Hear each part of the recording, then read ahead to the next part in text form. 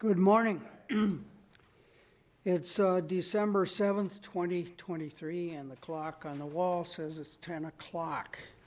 We are in the St. Croix County Government Center, room 1284, and this is the time and the place that was advertised for what is actually the November meeting of the St. Croix County Zoning Board of Adjustment. I'm its chair, Buck Malick, from the town of Hudson. So I'm calling this meeting to order, and I will ask the other members of the board and the members of the zoning staff who are present to identify themselves in order, beginning with you, Mr. Peterson. Dave Peterson, citizen member, town of Kinnickinnick. Joe Miller, citizen member, town of Hammond. Greg Talajon, St. Croix County Board Supervisor for District 14, Aaron Prairie, Richmond Township, and a little bit of Warren Township. Dave Nickum, citizen member, town of Baldwin. Good morning, Jason Cheezit, Community Development Director. Mike Wozniak, Land Use Administrator. Jared Weiner, Land Use Planner. And for those who don't know her, Julie Peterson is on my left, making sure the systems work and so on. So we've got a quorum present today. At this time, I'll ask if there is any challenge to the notice of the meeting. We have requirements for publishing in the newspapers, and the packets of information that were provided to the board members indicate that the notices were properly published, but if there's a challenge from anybody in the room who thinks it wasn't done right, please speak now so that we can deal with it. We'll assume that that's fine then. Next on the order of business is the approval of the minutes. Before we get to that, let me just say for those of you who are in the room and not yet familiar with our procedures, that if you think you might like to talk, that you might like to speak at the podium where Mr. Weiner is right now, we have a form that we ask you to sign in advance before you step up to that microphone, and it's over there where you found the agendas on that credenza by the door entering the room. So before you speak, you need to sign that. If you're not going to speak, then it's, of course, not important. But it is important to us because it gives us a chance to get your name spelled right in the record, for one thing. And secondly, at that point, you take an oath that any testimony that you may give about facts will be the truth. So we will not be swearing you one at a time as you step up to the microphone. You just sign that paper in advance and it's taken care of. Thank you. Now, board members, we've been provided a draft of minutes from the last meeting, the meeting of October 26th. If you board members have edits for those minutes, please speak now. Otherwise, they'll be deemed approved as they were. Any comment? Nope, nope, nope. Okay, they will be deemed to be approved then in the form they were provided for us. We have 3 items of business today. 2 require public hearings, and the manner in which we do public hearings is first there will be a presentation by the zoning staff. It'll be very similar to what's been previously posted on the website of the county. After the presentation by the zoning staff and any questions by board members, I'll ask if people in the audience wish to speak. And first, I usually ask for people who want to speak in favor of that application. And subsequently, those who want to speak against the grant of that application. And lastly, those who aren't necessarily declaring themselves one way or the other, but just have some input to help the board make a better decision in the interests of the citizenry of the county. If you are considering testifying, speaking at the microphone there, let me just tell you that in organizing your thoughts, it's most helpful to the board members who need to make the decision. It's most helpful if you can tell us what points you disagree with the staff presentation or something that's been said before. If you simply agree, that's wonderful, but it doesn't add new information to the board. There aren't many of you here today, so I think we'll have plenty of time for everybody to speak and won't need to impose any time limits or encourage you to raise your hand instead of speaking, processes we sometimes use when we have lots of people. Typically, each one of these will take us around somewhere between a half an hour and an hour. And for those of you who aren't the first up on the agenda and thinking about your schedules. Now, Mr. Weiner, it looks like you're ready to make the presentation on the TW equities matter. The floor is yours.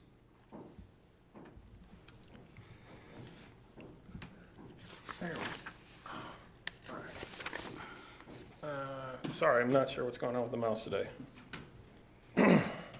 All right. So this is a request from TW Equities to create 2 lots and an outlot in the lower St. Croix Riverway Overlay District. There's an error in the area size. It's not 98.4 acres, so I apologize for that. It's supposed to be 18. But anyway, so the lot we're looking at here is located north of the new Highway 6436 bridge and south of the old lift bridge into Stillwater. So it consists, it's a parcel consisting of 3 lots. And what they would like to do is create 2 new lots and 1 outlot. And this is on State Highway 35. They are not proposing any new accesses off of Highway 35. And they would be accessing the lots, the newly created lots, through an egress through adjacent parcels to the north and to the south.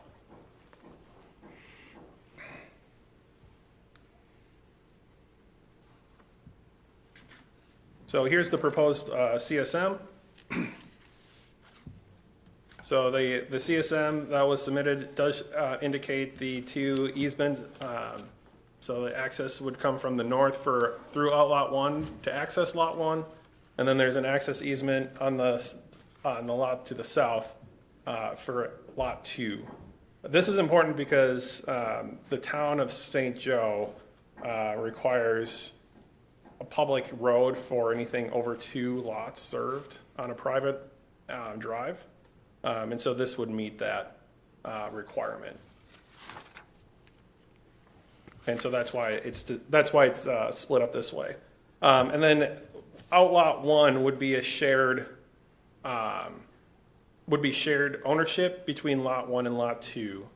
When you're out on Outlot 1, there is an already created path, like like a UTV path that kind of goes down to the water, and that would be the easiest access for both lots because the slope is quite steep on lots 1 and 2 for their own individual access points to the river. All the bluffs in this area are determined to be riverward, as they all drain directly to the St. Croix River. There is no proposed development at this time on the outlot, and I'd just like to remind outlots cannot have sanitary systems on them. Soil tests have been submitted for lots 1 and 2, and it is believed that the soil tests that the tests that have been submitted would support 2 sanitary systems. Overall, lot 1 and 2, they do not meet the 3-to-1 ratio that we have outlined in our subdivision ordinance in Chapter 13, and that a CSM is the correct instrument for this application. The applicant also supplied a bluff line determination. They're showing their bluff line as being what's indicated on this map is slopes greater than 25%. It's just remind everyone that the slope preservation area is 12% or more or greater when the slope is riverward.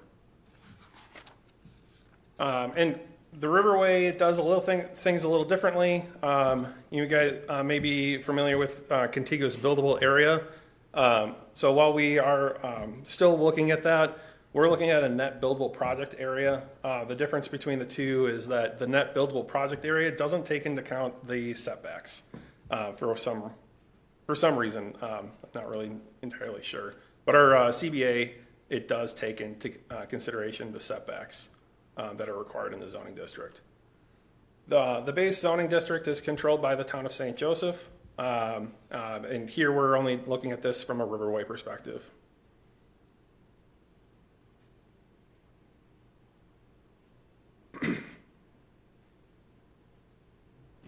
So it's pretty straightforward what they're looking to do here. Leave this map up here for discussion. Questions, board members? Okay, you say there's no plans right now to build on it. Is there any possibility that they would want to put a liftway down to the water and maybe park their vehicles at the top and without a residence there and get down to a boat landing? You're talking for Outlot 1? He's talking about the buildable lots. Yeah, the I think. buildable lots. Oh, the 2 buildable lots? Well, Yeah. so they do have, they're working with people to build on those. But that would be done through a land use process or land use permit process. Okay. So we would look at that and how that would compare to what they want to do with what the code states in the riverway and issue a permit as necessary. So, but for Outlot 1, they would be able to install a lift if they wanted to. Technically, they could still install a lift on lot 1 and 2 if they wanted to. Mm-hmm. But for a footpath, the practicality of installing a footpath on lot 1 and 2 isn't there. How would the folks who live on lot 2 get to the outlot? Would they go down to the river using a lift presumably and then walk along the shoreline? They don't, their driveway doesn't cross lot 1. Right, yeah, that's something that hasn't been shared with us, how lot 2 is going to access Outlot 1, whether that be, they have to drive along, from their lot and park at Outlot 1. That hasn't been shared with us. Presumably, they could get an access easement, for across lot 1, and specify that it's for foot traffic only. There's a number of ways that they could address that, but that's kind of a civil matter. Do you remember the riverway rules on docks? Would they? My recollection is they'd be just as they'd be able to have lifts on all three lots. They'd also be able to have docks on all three lots, but I'm not sure about that, because that would amount to the buildable lots each having not only their own place, but the ability to use the outlot as well. The DNR might, and the Corps of Engineers might not go for that. Has that come up in your discussions at all? It's something that we don't regulate, so we didn't ask about that, so. Mr. Chair, I just note that there was a dock established on what is shown now as the outlot. We were at a point offered an opportunity by DNR to input on that. We didn't have any concerns at the time. It was before this proposal.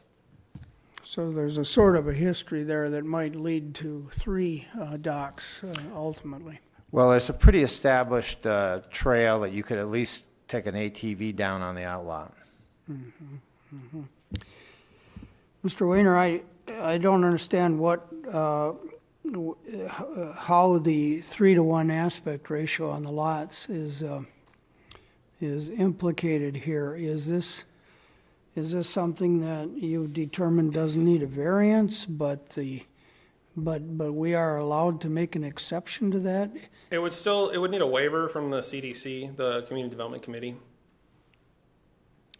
I see. That 3-to-1 aspect ratio is in the county ordinance, not in the Riverway. Correct. All right. Yep. So, I mean, if you, this is how I came to my conclusion on my math. Sorry, this mouse is not behaving.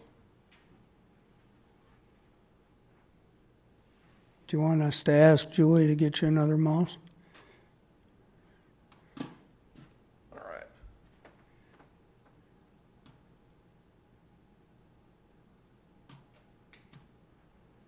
So on lot one, it was fairly simple. I took the three different widths and averaged them together with the two different lengths and averaged them together as well. So it just is barely over at 3.14, and then lot two, there's 5 points here. So we do have a 0 with 204, 240, 290, and then a 291.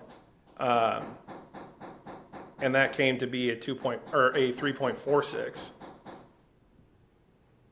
to 1. So. Do you have a precedent in the department for how you do calculations on these complex? Yeah, the code states on how to calculate these. Lot 2, though, is pretty irregular, so the code doesn't really address how to calculate Lot 2.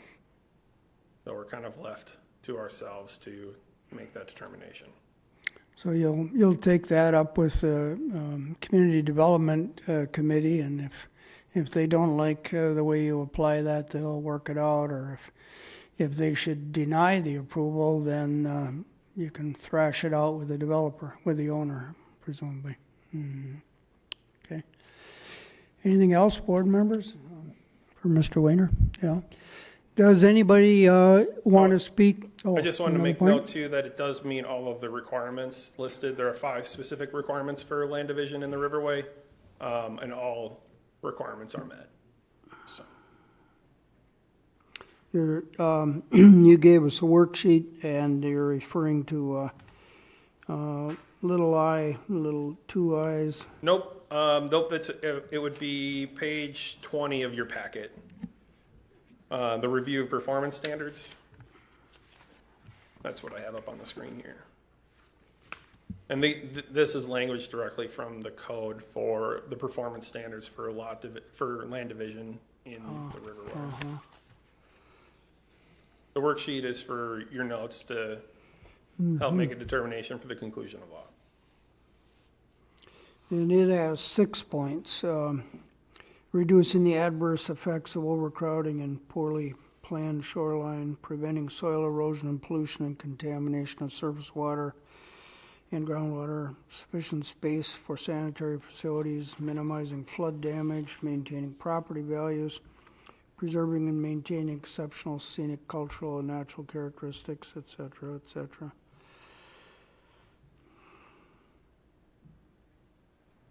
All right, thank you.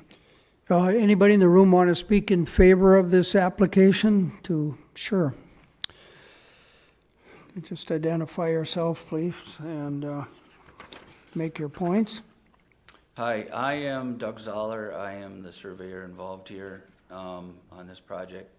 And I guess I just wanted to make myself available for any questions from the board or staff. I would like to comment on the depth of one. It was my intention to meet that. So I believe I would have some calculations, Jared, that I can forward to you how I attained the lot dimensions as they are. That would be on lot one, one of the two buildable lots, yeah. Yeah, Yes. well, okay, that's not before us for decision. Everybody understands that. So you can take that up with the CDC staff. Any questions for Mr. Zoller? No? Thank you. Thanks. Anybody else want to speak in favor of this application? How about opposition? Anybody in the room opposed to our granting this request for a conditional use permit? Here's a lady making her way to the microphone. Hi, I'm Margaret Siebenoller, and my question is, if with this outlet one is a ravine, or there's a ravine next to it. Okay, so that's the way, it's a natural watershed, and they talk about using an ATV to get to the river. There's no supposed to be any ATVs on the river. I just correct that the applicant hasn't indicated they're intending to do that. As staff, I suggested it may be possible, but they haven't indicated that's their intent. What do they intend to do with the ravine? It's the access, the pedestrian access to the river for lots 1 and 2. Have you checked out that ravine? Yeah, myself, Mike Wozniak, and another staff member all went on site. And you were able to walk down? Yeah, I mean, you can tell that it's a used path, It's and a it has been washed-out used. path because of the use that they've been using it for. Okay. That's my complaint, is that it's a natural ravine. Leave it that way. You've got all this stuff here. Find another way down. Leave that ravine alone. Thank you. They have not proposed any modifications to the ravine as of this time, we'll just say. Well, I just want to make it noted that it should stay the way it is. Thank you. Thank you, Ms. Siebenoller. You may wish to also voice your opinion when the Community Development Committee deals with its aspect of this matter. It's up to you, of course. Anybody else to speak against? Yes, sir. My name is Philip Brooksbank, and I own the property adjacent to this, and on 132nd Street. And I'm curious as to the access easement of Lot 1, how that plan works utilizing my current driveway. Is this the first time you've become aware that you share a driveway with that property? This is the second time I'm aware of it. I wasn't notified for the town board meeting, but I was at the previous one where some reason it didn't get on the agenda. So I got the notice for today, and I still am unclear as to the access. Have you talked to Mr. Zoller, the surveyor? No. I commend that to you as a way of getting information, and then bring that to the Community Development Committee as well as Mrs. Siebenahler's point. They will have a significant concern about the propriety of access, the legality of access, shall we say. I take it that's your concern, legality of it or practicality of it? Okay. I just wanted to state that there's 5 families currently using this driveway. And I feel adding another one might be a strain on the usage of that. Because on the one lot, there's actually 3 homes. One has an apartment above the garage, I'm calling that a home. And then my building and then the Siebenahler home are all using that one driveway. Thank you.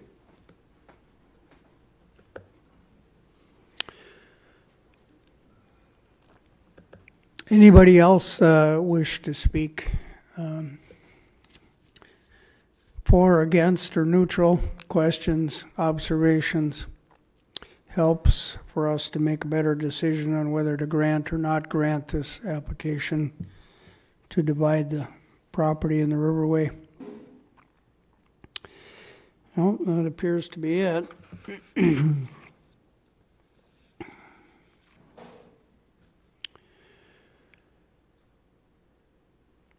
In that case, the clock shows 10:25, and I will close the hearing part of dealing with this application. That means from this point forward, we won't take any more testimony from witnesses nor receive any more documents.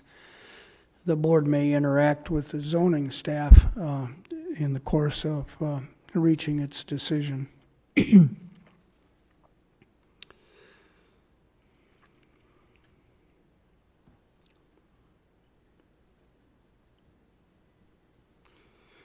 Well, to use either the page 20 list of requirements of the ordinance or the worksheet that we were provided, the question whether or not to grant the conditional use when all of the conditions have been met would seem to be pretty straightforward. All right, so we do have some findings for you. Well, let me just check. I didn't hear a response from the other board members, and I'm not sure they've just. Board members, are there any open issues in your minds? No. Nope. Okay, please.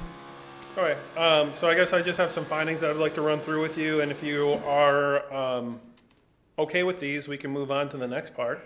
So whatever standards, the property owner's TW equities, the site is undeveloped and idle at this point.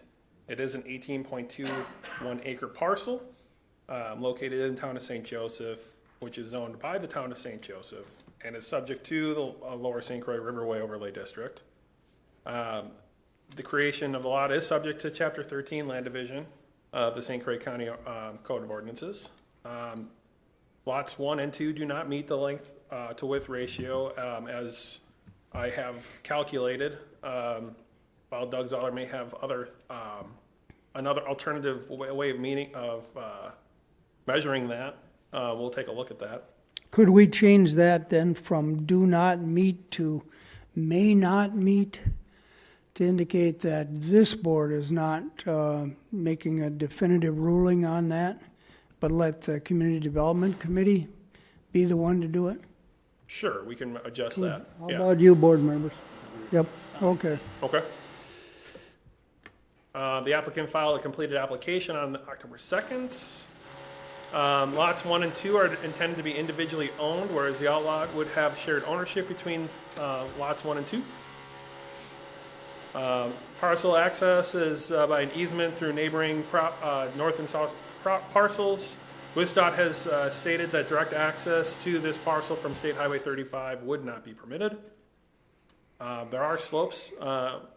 So slopes that exceed 12% are considered to be slope preservation zone based on the definition of slope preservation on 17. All slopes in this parcel are riverward based on the Wisconsin DNR definition and determination. And riverward is defined as land that is between ordinary high water mark and the bluff line of the St. Croix River or its backwaters, draining watersheds, or drainage areas, which marginally or obliquely face said features. And any land disturbing activity that would occur within 100 feet of the top of the slope preservation zone are met, then 40-foot setback from the bluff line may occur. A conditional use is required for any land disturbing activity that would occur within the 40 feet of the toe of the slope preservation zone as well. Are there any additional facts that you would like to add? Well, I have one. We have testimony, and I think it was not disputed, that the ravine serves a function with respect to soil erosion, and that's all I'd need to say. But I think that that might be a useful finding of fact for the purposes of the Community Development Committee when they get to the point of deciding how they're going to deal with surface water management. We deal with surface water management, and I suppose we could delve into it at this point by making a requirement that a suitable plan, for surface water management be presented to the staff and approved by the staff. But the CDC could also do that. Well, we're kind of borderlining on a condition there. Yes. I guess kind of jumping ahead of ourselves, would you want that to be a condition that they would have to provide stormwater management if they'd make any improvements to that outlot, such as stairways, lifts? Paving, like a parking, yeah. Okay. Yeah, I would, but I think any condition needs to be supported by facts in the record, and Yep. and a fact in the record that I think my peers may agree with me would be that there is a ravine and it has a significant soil erosion impact, shall we say, or potential. Yeah. Mr. Chair, just a comment to you. Depending on exactly what is proposed for construction on each of the lots, you may see this again through a conditional use permit process related to the lot development if they're disturbing like more than 10,000 square feet, or were they to build within, say, the toe of the bluff, the way the slopes works, toe of the slope preservation, it kind of wraps around and it's not totally clear exactly what they'll construct or whether what they'll need to do to meet required setbacks from both top and toe. That's So a good you point. may have another shot and have an opportunity to discuss that. Otherwise, it would be dealt with at a staff level through land use permit process. I hear you.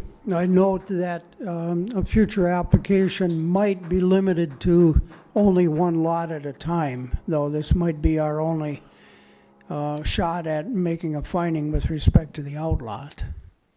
So, at any rate, it doesn't seem like it's a wasted effort, but a useful effort. So I have for 14, the outlot 1 contains a ravine which has evidence of erosion due to past use. That would do. But I need to kind of check with my peers here. Are you folks resonating with this, or am I off on a tangent? No, you're on track. Okay, yeah. Any other additions to the findings of facts that board members have to propose here for point number 14? Nope. Back to you, Mr. Weiner. All right, so on to the conclusion of law. So the first one is, no grant of a conditional use shall violate the spirit or intent of this chapter. The purpose of this chapter is to promote public health, safety, and welfare.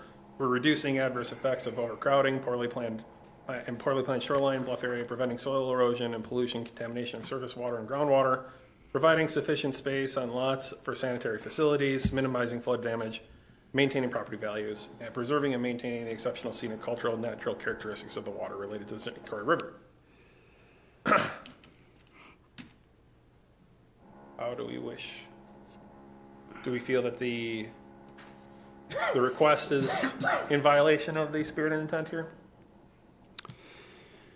Board members, somebody want to make a motion to state that we feel there is no violation here? Mr. Miller moves. Yeah, I'll make the statement that we don't view any violation of the statutes as they're presented. No grant of a conditional use shall violate the spirit or intent of this chapter, and your motion is that this does not violate the spirit or intent of the chapter. Is there a second for that? Mr. Peterson seconds it. Discussion? All in favor, vote aye. Aye. Unanimous? All right. We've got 3 more bullet points. Yeah. No conditional use shall allow which would be allowed, which would be contrary to public health, safety, or general welfare, that would be substantially adverse to property values or the neighborhood affected.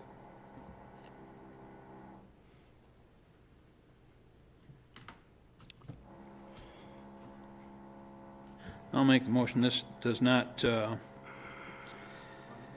provide any conditions that are contrary to public health and safety. Mr. Miller, thank you. Is there a second? I'll second. Peterson seconds. Discussion. All in favor, vote aye. Aye. Unanimous. No use shall be permitted by conditional use that would constitute a nuisance by reason of noise, dust, smoke, odor, or other similar factors. Do we agree that this use will not cause a nuisance? I'd move we accept that there's no cause So for not be a nuisance. nuisance, yep. Second, Second, Miller. discussion. All in favor, aye. Aye. Unanimous. Standards set forth in other sections which apply. There are none, are there, Mr. Weiner? Well, we talked about the subdivision ordinance and whatnot, so, and we discussed how this needs to go before the CDC as well for the waiver, so.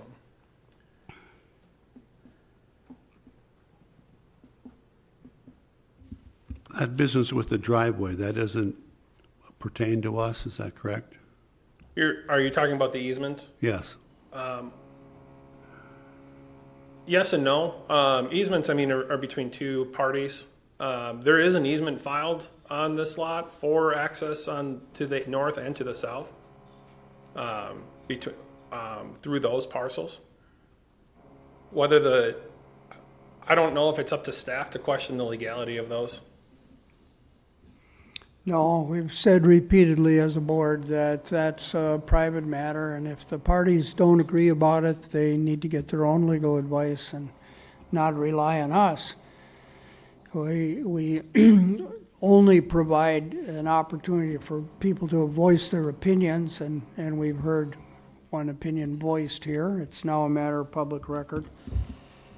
I'm not aware of any standards in other sections of the ordinances which apply here that would bar us from granting this conditional use. So I think we're ready for a motion to make a finding that, or to make a decision that there is no such standard that bars us granting this conditional use. I make the motion. Is there a second? I'll second it. Thank you, Mr. Miller. Discussion? All in favor, vote aye. Aye. Unanimous. Okay. Is that it for this file? For this section, yeah, yep. Okay, if you can prepare a decision document consistent with this, I will sign it. If you got, well, we have are there any, sorry, I guess, are you guys moving to approve then based on your findings? Because if so, I do have prepared conditions that we can run through. Oh, all right. So an overall motion to approve the grant of this application is now in order. Does anybody want the honor and glory of making that motion? I'll make the motion, we approve this application as presented. All right. Well, It's a little bit different, well, I guess, but as discussed, huh? Yeah, as discussed. Yeah, we've moved a little bit here. Yeah, Is there a second? Mr. Chair, I'd just like to clarify, I think staff has some conditions possibly for the board to consider, and that as part of the motion. So I don't know if you'd like those, presented at this time, or Before if you you're make your okay motion. without any conditions?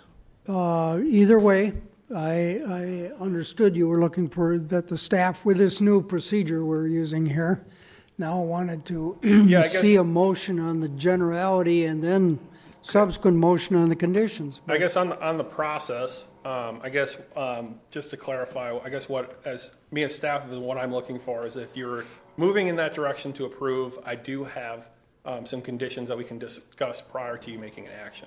All right, that's good. Do you mind if I rule your motion out of order temporarily, Mr. Miller? And you'll get a chance to make it later after we deal with the conditions? I do not mind. All right. I apologize for the confusion. Okay. Very good. Let's talk about conditions. All right, and so we have an 18.21 acre parcel that's being proposed to split into 2 lots and 1 outlot. And that would be done so based on what had been submitted on the proposed CSM dated September 29th, 2023. The development of the lot shall not occur without having to file an area variance as stated in 1736 H10A1, which is referenced above. A waiver shall be approved by the Community Development Committee of St. Croix County prior to the recording of the CSM and filing of the deed for each of the created lots and outlot. A land use permit shall be submitted and approved by staff prior to any further land disturbances or tree removal on these sites.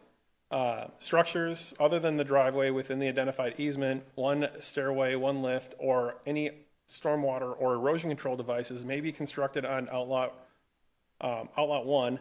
Any of the aforementioned improvements shall require a land use permit.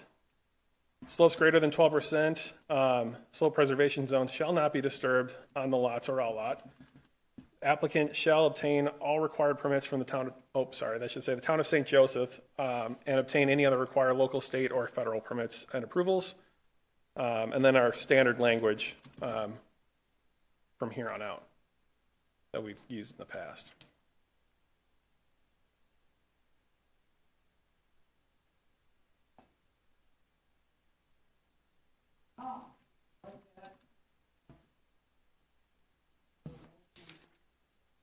I'll make a motion, we approve this application as discussed.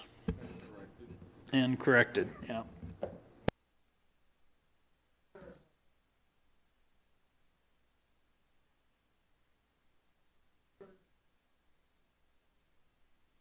Aye.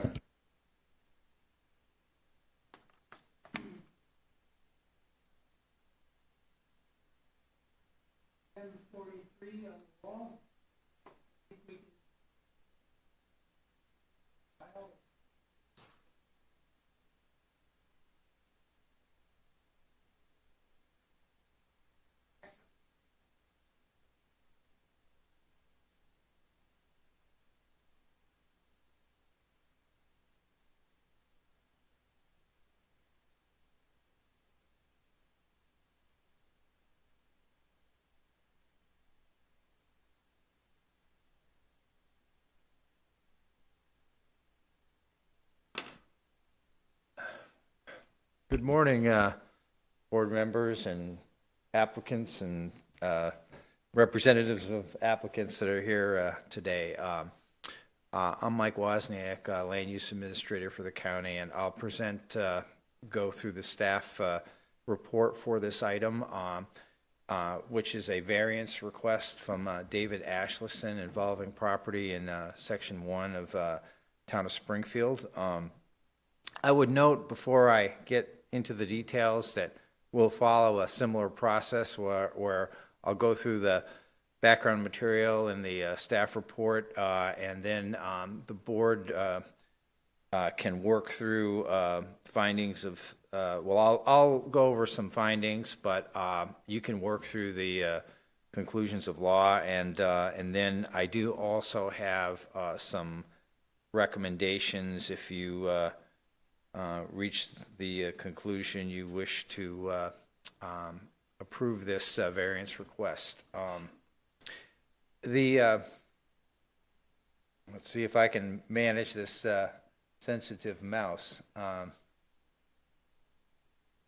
This variance request involves, there's actually a total of 98 acres. That's where the 98 acres that was inadvertently on the last staff report came from, that Mr. Ashlison owns a series of parcels, contiguous parcels. The request involves a variance to both the grading and land disturbance requirements in Chapter 15 and also the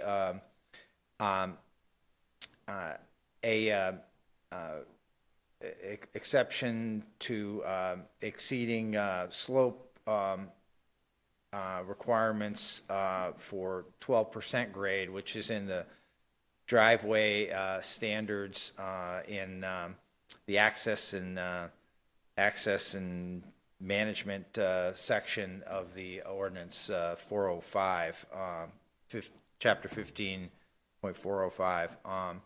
I would note, let's just get down to the area where I can advance.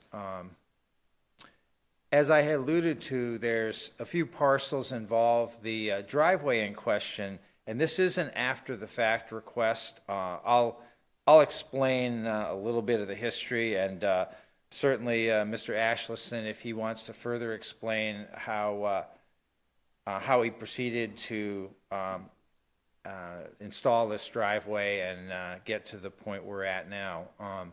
There are 4 parcels, but 3 of them involve the driveway construction, and the intent of the driveway initially was for logging purposes and also forest management, and then for agricultural access. And it's been improved more recently to hopefully serve as a residential access for a dwelling that Mr. Ashlison and his wife intend to construct. I'll note that we've treated it as a violation, but I'll note that the applicant has been cooperative in, once this issue was identified just in September, by community development staff, we have met with the applicant. We have communicated both by phone and by email as well in a very detailed fashion, and that has led to this variance application being requested. And I would note that Mr. Ashlison has also submitted a land use permit, which would be a requirement because there's slopes greater than 12% involved as well. Let's just see if I can get this to work here.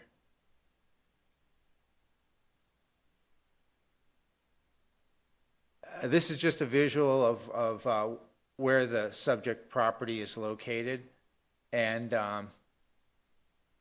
I will continue.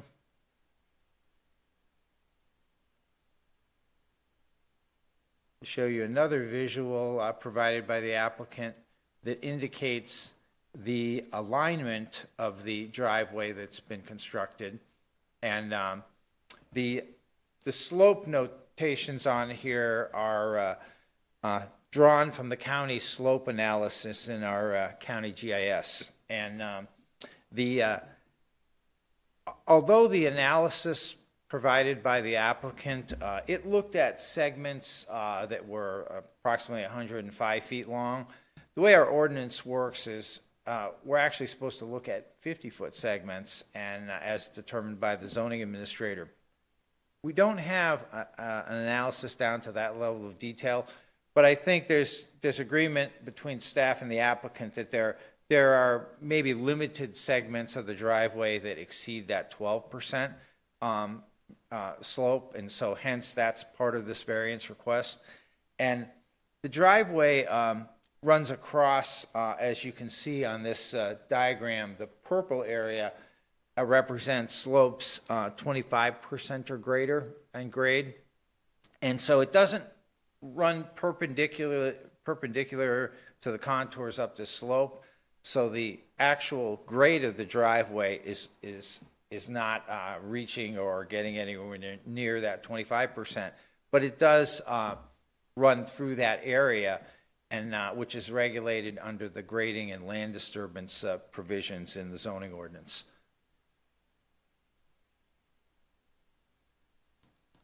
Just to cursor down here so you can fully see this. The driveway the intent is to extend it to where a dwelling site up on the higher ground that's currently been used for agricultural use, to construct a dwelling and an accessory building and sanitary system in that area where there really aren't a whole lot of environmental constraints or concerns. I guess it's pertinent right now. Could you, with the mouse, show us where the parts of the driveway are that exceed 12% Yeah. in grade? Honestly, I'd say it's primarily where this curve kind of switchback occurs, and then up towards the top. I think most of it falls just below or right around that 12%, which is again one of the standards that apply to driveways. And the width we're confident is conforming to there's also a 12-foot width minimum requirement. Thank you.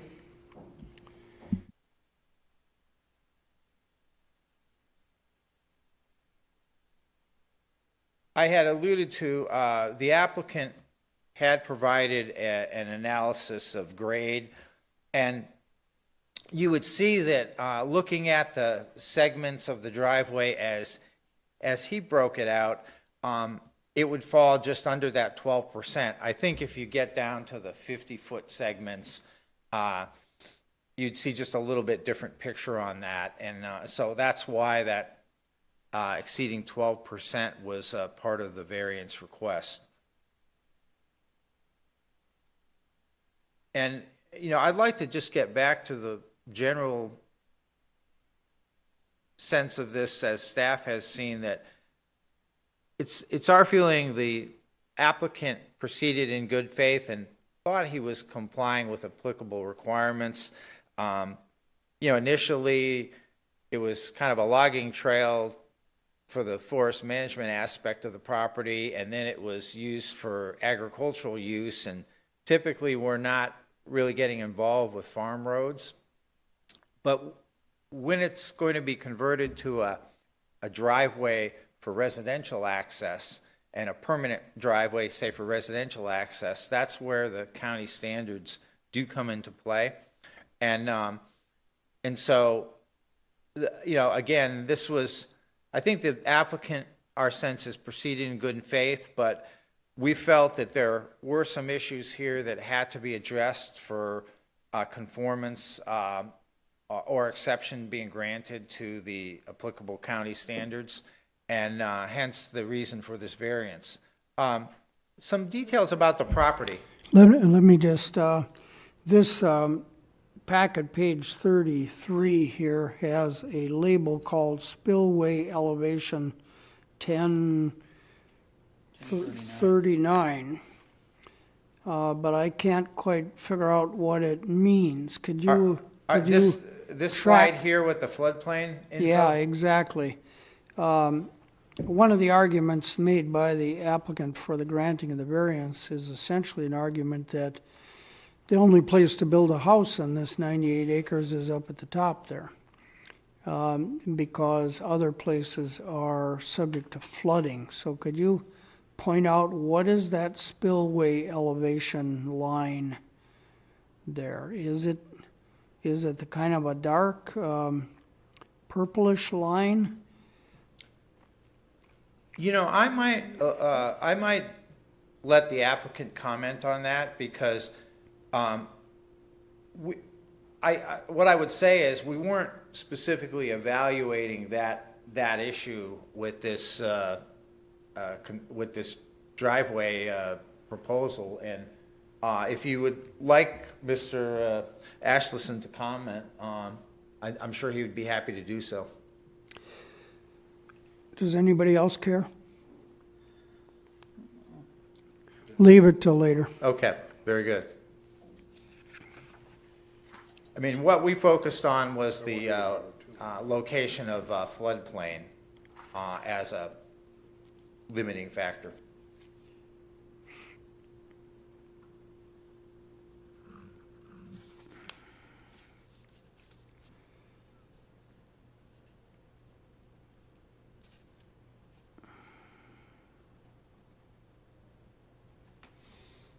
And again, there is floodplain that affects the property a couple places on Mr. Ashleson's holdings, especially on the section of Rustic Road 4 to the east boundary of his property that essentially would require some permitting and some filling if construction were to be proposed below the slope in that area.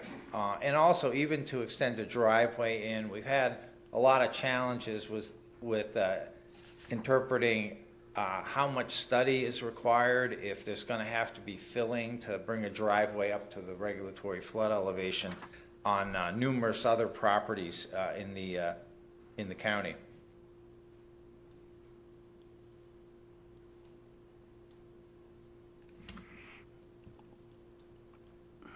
There was a slide in the staff report that just illustrated logging activity that's occurred on the property, and the establishment of access to accommodate that activity and necessary for it. And basically, this driveway, as the staff report indicates, has been used for logging, for agriculture, and modified further to utilize for residential purposes.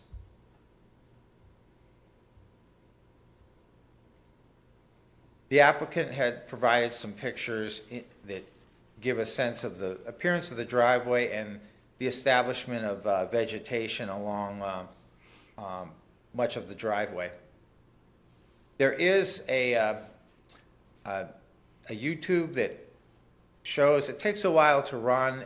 If you feel the photographs are not sufficient to give you a sense of what's happening, we could always pull that video up and run it. But let me proceed a little bit. Some of the work that has already been done, you can see extensive use of erosion mats to stabilize after the logging operation.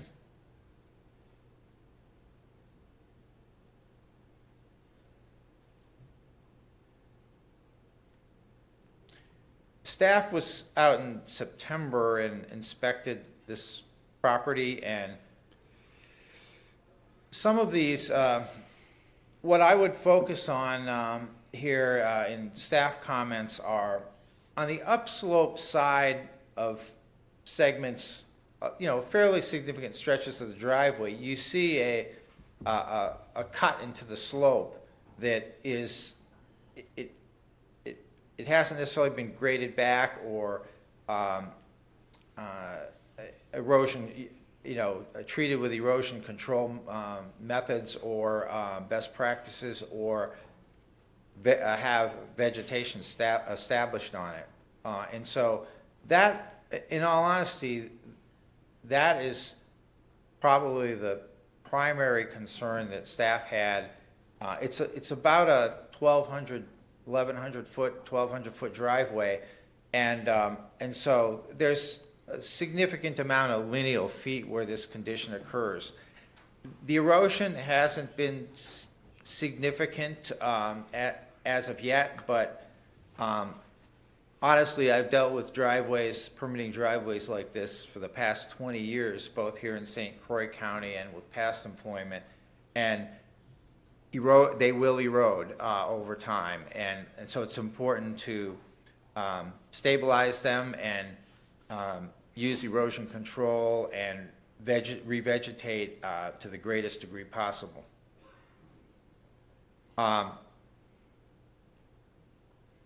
And speaking of that,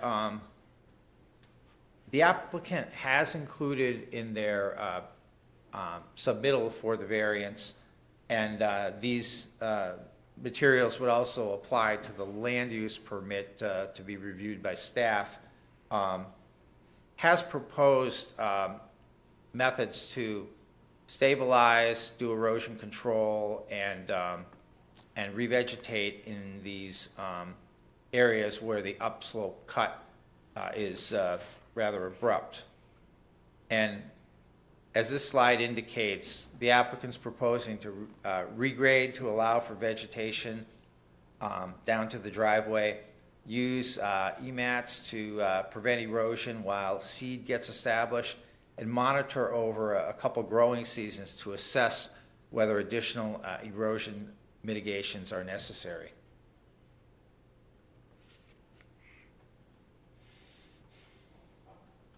And this is just another stretch with similar proposals identified to basically to address erosion control, slope stabilization, and revegetation.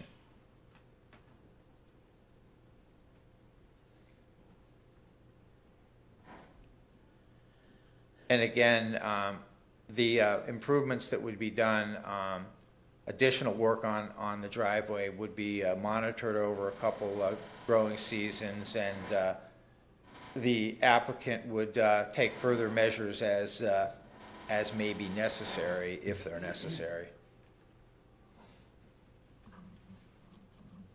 And again, more of the same with, you can see a significant segment identified where measures would be taken to address that upslope cut.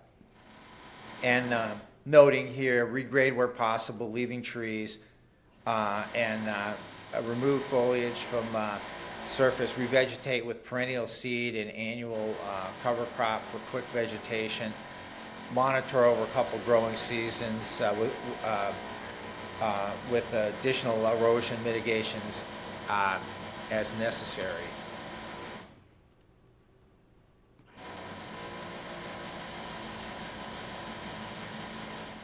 And I went through a chronology rather piece by piece, but this slide just includes more specifically that the applicant really had the driveway established in 2017 for logging purposes, did obtain driveway access approval from the county from Rustic Road 4, and has provided evidence of that for an agricultural driveway permit, and then that was converted to a residential driveway permit more recently just in August of this year. And I'll note that the applicants applied for a sanitary permit, and I think really probably the only reason we haven't issued that is we're wanting to make sure that they're going to be able to use this driveway so they can build where they want to build. I know further that they've applied for a land use permit, and that is under consideration pending the board's action on this variance request. And let me cursor up here. And again, we've had some interaction with Mr.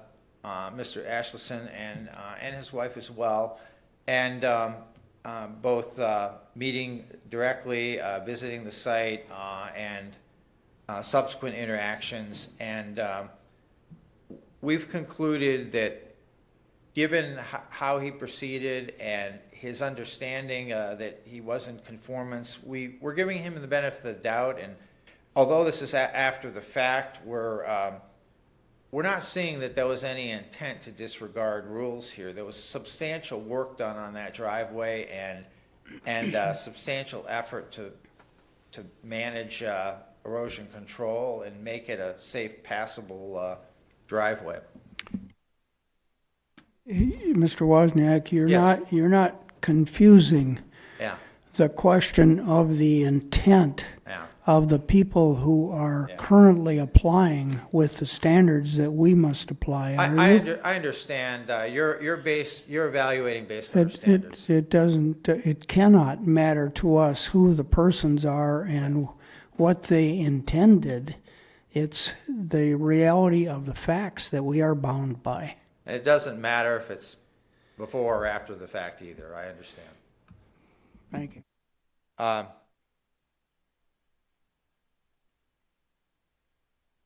The application was submitted on November 6th and is for your consideration today.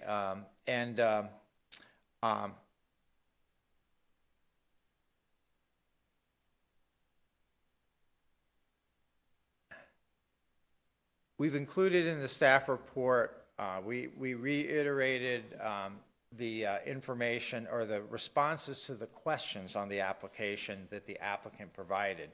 And I know you've seen these both in the staff report as well as the copy of the application. So I will not read through these directly.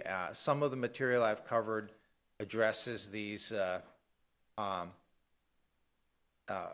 responses that the applicant had made. If you have any questions about them, though, feel free to ask.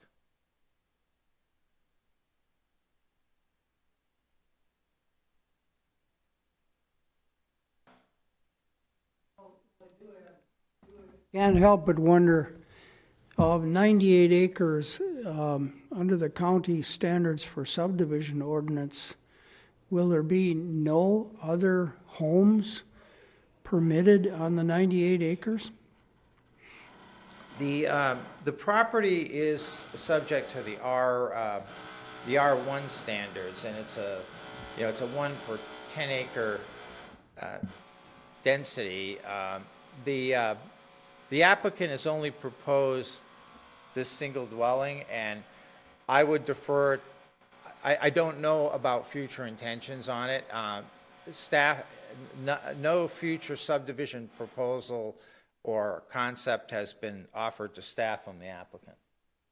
Well, applying the standards for subdivisions, are you saying that there are no other buildable lots possible on this 98 acres? Well, the challenge with this property in terms of further development is access, of course, as you're considering today. And I think that you'd be in the same kind of situation if they wanted to, say, use this driveway for further access. It would have to be a consideration and maybe another exception to meeting the standards. And I think that the other challenge is building a public road. There is property below the slopes that would be more challenging to build on, but does front on Rustic Road 4. And there was one lot split off that does have an existing dwelling, a manufactured home, I believe, on 2.24 acres that does front on Rustic Road 4.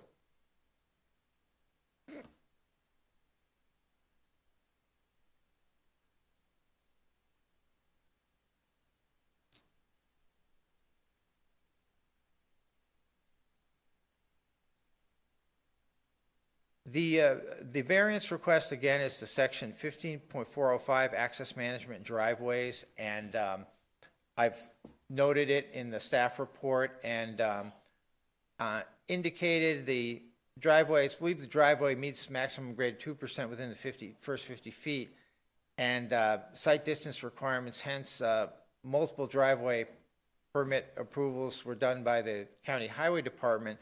They're really dealing with from the road through the right-of-way, however, and not regulating the applicable zoning requirements once you're on the actual property.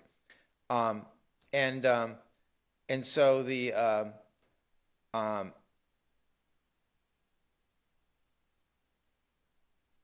and that was a statement from the applicant again regarding this the purpose and standards.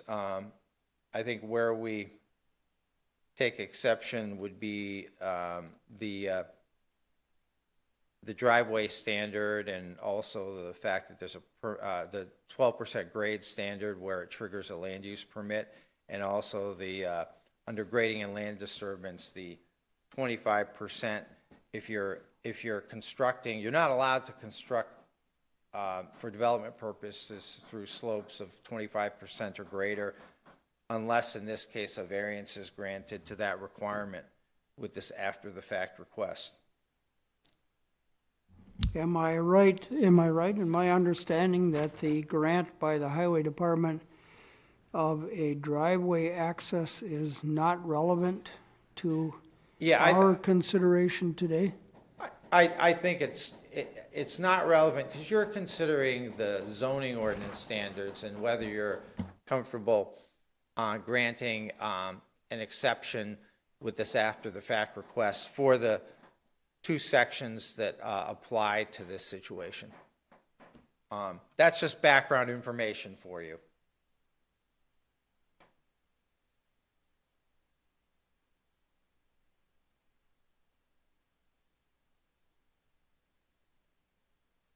And again, I won't reiterate some of the things I've already said, but it's kind of spelled out what the permitting requirements are.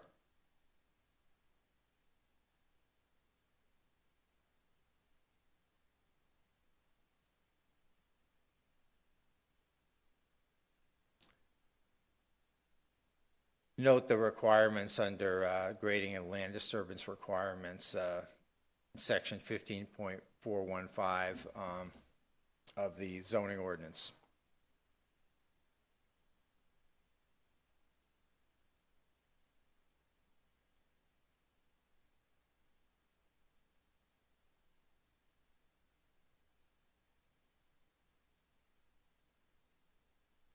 And I'd reiterate, we're considering the variance today, and the land use permit is under consideration pending your action today. And I think that's it. The application form, I would just comment to you that Mr. Ashleson refined his submittal, and so some of the statements on what would be done for erosion control or slope stabilization that were in the application, I think have been refined further with what he provided with the materials I've gone through that were actually part of his application. He sort of revised his original proposal to better address the slope cuts that staff were concerned about.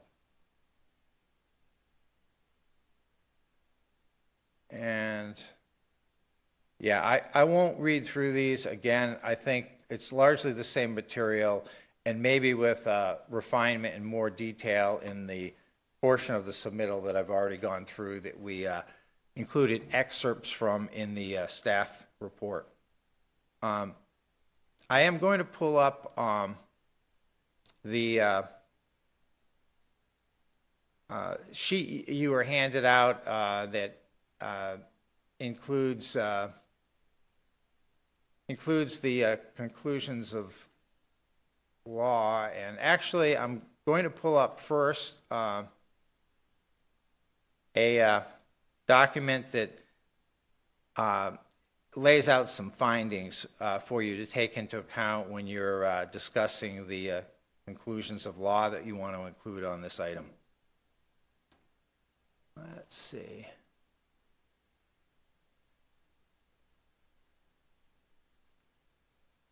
Okay. Here we go.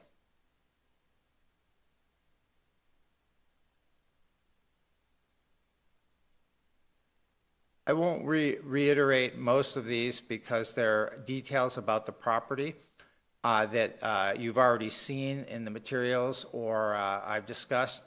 I would call out that we're referencing the parcels of property that the driveway has been extended through, noting the why it was established, the uses that it's been used for, and also that just referencing for information purposes those highway department permits since they were part of the submittal. And I'll note that staff became aware of it, as I had previously indicated, in September, and subsequently we advised Mr. Ashleson that applicable driveway standards would require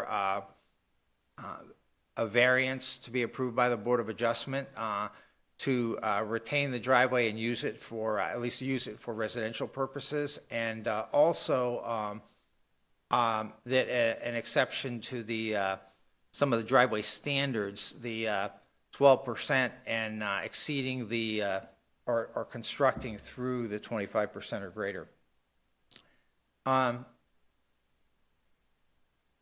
I also again included the fact that the applicant has applied for this variance and applied for a land use permit.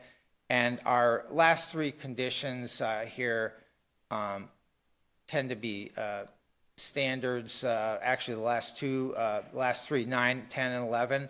And I can read through these. I do indicate in number 9 that they're the limiting factors that the applicant has raised, and staff would concur with these, would be steep slopes and floodplain present challenges to make reasonable use, including providing access for a single-family dwelling.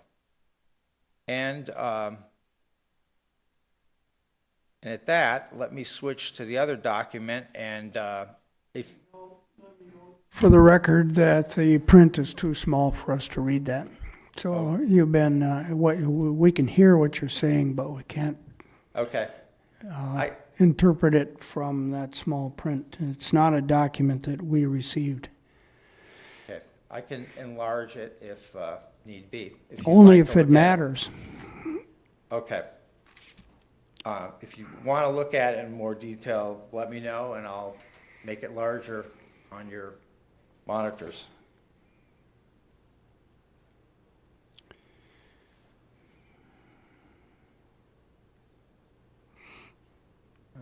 Okay. Where did it go?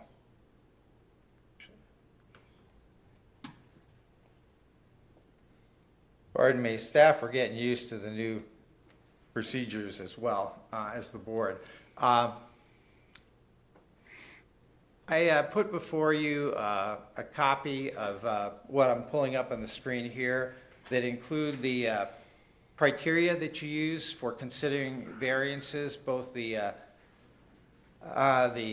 state identified criteria.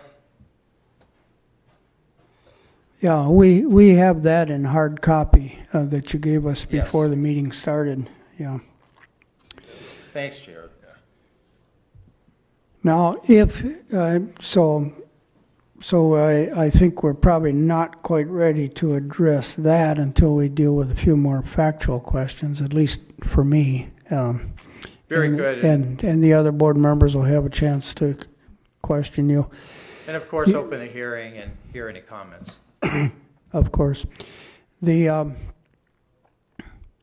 if this driveway were being evaluated for a public road, if it were going to be dedicated as a public road so that it could serve, I think the current standard is more than 2 residences require a public road. It would, everything you've described about the slopes and the treatment of the side banks, side slopes, all of that would be dealt with through an engineering analysis and submitted to the highway department's engineer for evaluation and ultimately approval by the Community Development Committee, I think. We don't have that here. The same thing is being proposed to us as a 1,200-foot length driveway to serve one home. That strikes me as problematic, where we've got, as you described it, significant lengths of cut, truly significant, and we have, if we use the 50-foot standard, and I'm not sure I understand between using 100-foot or 50-foot, but I gather when we use the 50-foot measurement length, we come up with a result of more length in total that exceeds the 12-foot or even the 25-foot in this case. Am I right so far? I think you're correct, yes. Yeah. Well, to me, that's concerning, but I'm still struggling to get the facts, get my head around the facts. Do other board members have questions they want to ask of Mr. Wozniak at this point before we ask for other input from the room? Yeah, Mike, is there any, or has there been any previous engineering studies, like when they established the logging road and that sort of thing? The applicant hasn't provided any materials from a registered engineer or land surveyor to us. Okay. Am I right to think that this route could be used forever as an agricultural access to the top of the hill? Yeah, I would say generally, yes. I mean, where the county would engage is if somebody created agricultural or for logging purposes fall under that, and it created an erosion problem that was a concern either to water resources or to other properties, we would engage to address that kind of concern. Okay, I didn't quite get a good clarification. Is there a possibility that additional lots could be built at the top of the hill? Is there enough buildable property up there for that? There's enough buildable property and enough land, and from a density standpoint, there's potential for more. Again, we haven't had anything proposed or even discussed with staff regarding future intentions. Well, I'm just The thinking. R1 does allow for a density of 1 dwelling per 10 acres. Okay, so how many buildable 10-acre lots are there at the top of the hill? Well, of the 98 acres, there's 2 parcel. There's one existing dwelling and another being proposed,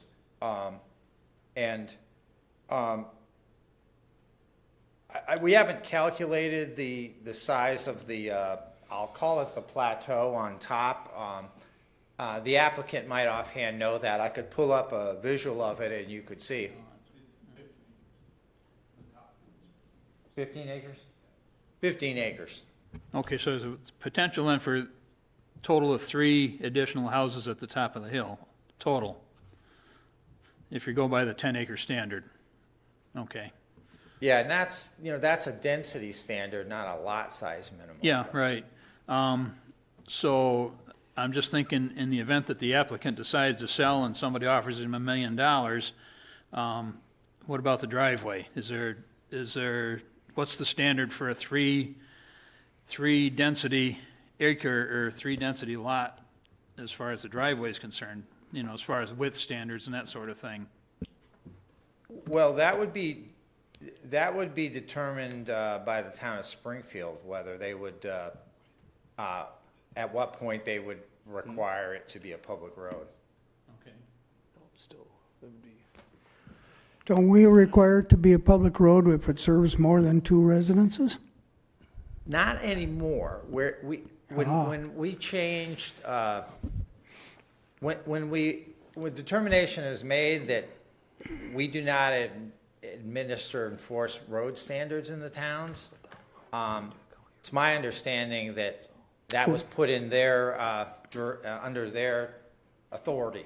Oh, okay. I'm thinking of the standard as it used to be. But of course, where I'm going with the whole thing is, if we do approve this for a private property and it becomes an established use, and a later owner decides to subdivide and add one more, or one more than that, or whatever, the future boards will be faced with a situation in which they see, here's this driveway that was previously approved, creating a new one needs to open up new routes to avoid the slopes, make it longer to make the slopes less steep. And they'll be under intense pressure to approve what's already there. It may be an academic concern of mine, but I guess when we do variances, we're supposed to think about perpetual situations after we're long gone and the current applicants are long gone. Well, let's continue to gather facts. Do you have more questions, Joe? No. Yeah. Mr. Chair, may I? Sure, Jason. I'd just like to provide a little feedback. So if you do look at the county's current Chapter 13 land division ordinance, you will see road design standards in there. There was a court case that came through a few years back that gave the authority for towns and that to create the roads. So even though that Route 4 is a county road there, and that if it's coming off and it's going to serve other lots within maybe a minor or even a major plat, at that point, the town would be the one that would be considering that plat, or they would be the approval process for creating any new lots out there. And then, of course, at that time, the town has the ability to impose any road requirements if they want it to be built up, or if they wanted to have the engineering or culvert specs and that, because then effectively they would be in control of what those standards would be. So our staff right now is actually going through Chapter 13 and removing that out, and then we'll be following up with the towns and that, so that they know that that's now an obligation on their part. So it's something that we didn't give that away. We had no control, and that it was done judicially to take and delegate that approval to the towns. But all of our plats are approved by the towns before there was any new lots to be created. That seems like kind of a long answer to the question, will the county and its professionally trained staff have anything to do with the future public road? And I think your answer is no, it will not, which I consider not an improvement in good planning. Mr. Chair, we would have more to do with any further subdivision of the land in terms of configuration and also stormwater management if any future development were to be proposed on it. But you are correct, Mr. Chair, and that's why, and that the outreach with our towns to inform them, and that is going to be really critical moving forward so that we have planned on an orderly development. Yeah. Okay, more questions from Mr. Wozniak? We certainly want to hear from the applicant and other people.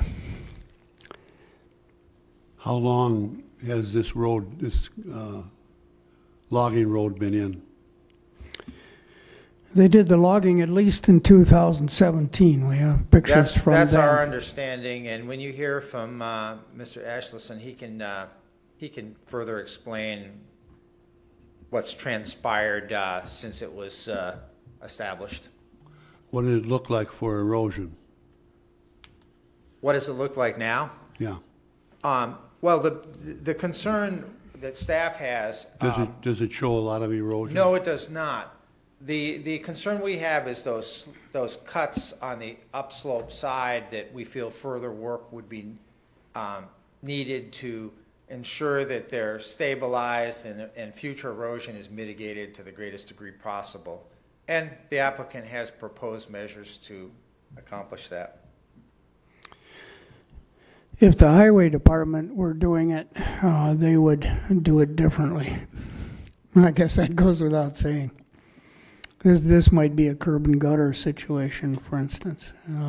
Culverts, as Mr. Cheesa mentioned. More questions, board members? Okay. Would you like to speak to this, Mr. or Mrs. Ashleson, or both of you, or anybody else in the room want to speak now on this topic? I think you're the only ones. So, assuming you've already signed our oath-taking document, please step up to the microphone and tell us what we need to know to make the best possible decision. Yeah, if you need any of those images put up, I'll find it, get it back up here for you. Otherwise, You got any coffee to? I said, you got any coffee to battle some of these questions coming? Just kidding. Thank you guys. Appreciate the time. So before Dave speaks on this, I just want to introduce myself. My name's Rochelle. Dave knows a lot more of the technicalities and the chronological sequence of things that we've done to prepare this land, but I just wanted to give a little bit of backstory about why it's important to us. So Dave and I were both born and raised in Glenwood City. We graduated from there in 2008. When we bought this land, the reason that it's really important to us is that it falls right between a few miles from his parents to the east and then a few miles from my parents to the west. We have 4 children. We just welcomed our 4th baby about a month ago. It's important that our kids grow up between their grandparents, and our long-term intent is just to raise our family there. Yeah. Thank you, but as I tried to hint earlier, So when we bought this, individual circumstances cannot be allowed to affect us. We must make the same decision whether you were the most likable people in the world with the best personal reasons or whether you were axe murderers, I guess, because our decisions cannot be based on the people themselves and their personal characteristics. and when we bought this land, we weren't aware of any of this, so these unforeseen roadblocks have been a surprise to us, so we've just been trying to navigate how to move forward, because we were planning on breaking ground in the fall. We had the driveway permits, the septic permit had been approved by the state, and then we were just waiting on this from the county. We had signed with a contractor, we have house plans, so we were ready to go. This was all a surprise to us, so we're just trying to figure out how to navigate it. So Dave can kind of explain. And again, just to comment on that, this is one of the situations where ignorance of the law is no factor, and where we make our decisions the same as if you had not gotten into non-compliance with the law, as if you had applied before moving the first speck of dirt or today. Our standards are the same. Rest assured, we do not hold it against you. Yep. Yeah, so there was an existing driveway, not to the extent, it's really small. I'm gonna make the mouse claim again, because I do see that as a problem. Okay. Probably the bus sign there, make it a little larger. Typically, I'm pretty good with computers, but It's a little sensitive. yeah. All right, I'm gonna give you the facts here. So, bought the property, mandatory MFL logging practice. The same point, there was the top 15 acres was a CRP field, that was expired. That was in CRP for 10 years prior. The logging practice came forward, worked closely with the guy that manages all logging practices in St. Croix, Dunn and Polk, I believe. And really the only practical way to get the logs out of that property were to cut and improve this existing driveway. Driveway and logging was completed, and then after the fact,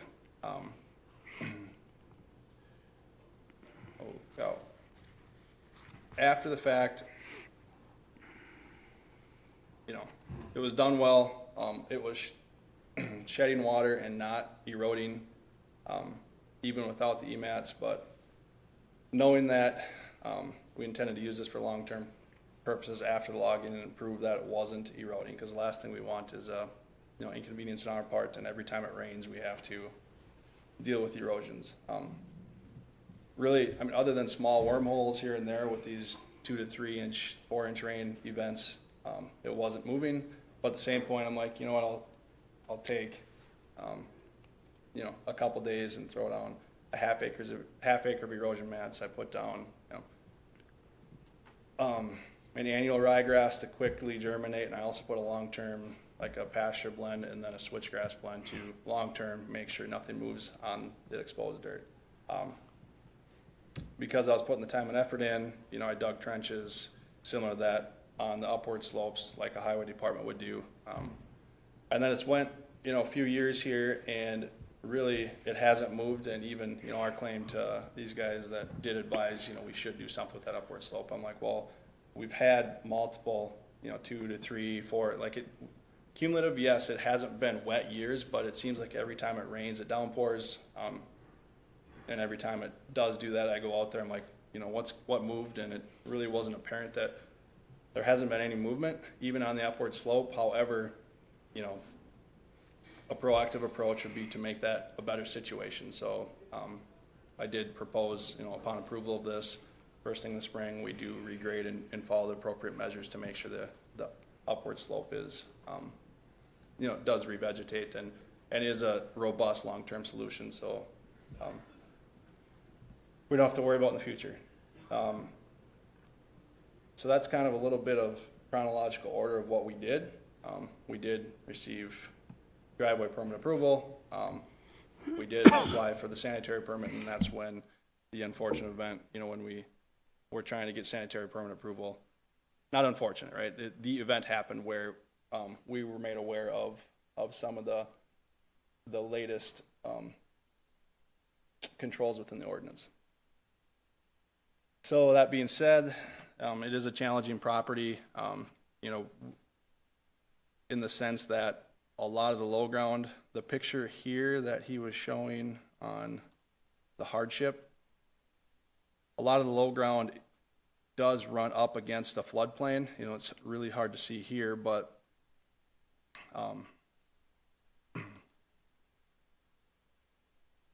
so floodplain line runs pretty much at the bottom of this slope. And then also on the opposite side, our only access to the property also goes through the floodplain. There were actually engineering studies done in this particular area. And the reason I know that is there's a house located in this corner, which we bought with the property, but we were made aware that you can't, I believe this is the case, you can't build 2 parcels on the same 40 acres. So we had a surveyor survey off the 2.5 acres where that homestead is. You know, we don't intend to sell it, but that was our belief. When we did that, it was in a floodplain, so we went through that process, and the house itself is probably 20 feet elevated above the road. So there is some elevation gain there, and it did escape through and get past the engineering study. But that engineering study does show and does align pretty well with the floodplain. on the rest of the property. So I don't know that there is a great case to build. So that being said, I guess, you know, I tried to become, you know, my own attorney and really understand what the ordinances and what the purposes of the ordinances were. I know they kind of reviewed this with you, but, you know, the first non-compliance, 15.405, access management, and this pertains to the 12% and not exceeding 12% grade. I went through, I used the uncalibrated watch. You can look at, you know, I tried to benchmark the bottom and the top, sight distance, and overall, what's our average elevation gain. So I tried to do the best I could to show that we are under 12, but obviously we're very close, and if you were to look, you know, with high-level scrutiny, there's probably spots over 12. But the purpose of 15.405, this section promotes public safety, welfare, and convenience by easing congestion on public roads, by controlling access to public roads and establishing setbacks of roads and right-of-ways. This particular area, and Rustic Road 4 in general, is not populated. In fact, you could likely go a day without seeing anybody on the particular road. Past this location, you know, I've been out there for, like when I was putting those erosion mats down, I don't think I saw one person the entire day I was out there. So not populated. We're half a mile from the eastern side of the county. So completely different, you know, not that it matters, but completely different situation than if you're on the western side up against the St. Croix River. But I still believe, you know, we are compliant with this portion. You know, we have multiple driveway permit approvals from the county highway department, which the reason they do that, multiple reasons, but the main reason is to make sure you're not going to slide into the road and run into someone, and that you have the appropriate sight distances, so you're not entering the roadway and not being safe. So we feel we are 100% in compliance with that. Additionally, the second one is grading and land disturbance. This section establishes standards for grading to mitigate the impacts of development on water resources and stormwater runoff. So, you know, I wish we could all take a field trip out there to show you, but it is a great distance. You know, we're talking 98-acre property, but it is a great distance away from, you know, any water resources. The creek at the bottom, I want to say we're still multiple hundreds of yards from there, but the point at which the driveway starts, it's a rather low grade, and then as you cut in further, you progressively get farther away from that water resource, and the intended build site, I think, is it 100% aligns with this, right? We're trying to get farther and farther away from water resources. I think we are 100% in compliance with land disturbance, and without doing any additional erosion controls currently, you know, we've mitigated greatly any erosion concerns, and I did create a video, upload it to YouTube to kind of do a driveway tour in case people, you know, you guys, I'm just trying to provide you the facts versus just telling you out of good faith.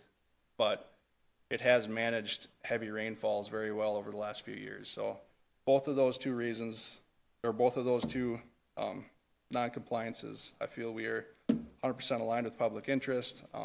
You know, we're close with a lot of the neighbors. I knew they were getting letters to see if they had issues with this, talked to the township and talked to a lot of, you know, people locally, and I'm not aware of anybody that would have concerns. If they would have concerns, they would be here. So, you know, it's our hope that you guys look at this, not, you know, factually, yes, but review this and kind of agree with all of our consensus that this would be an acceptable practical use.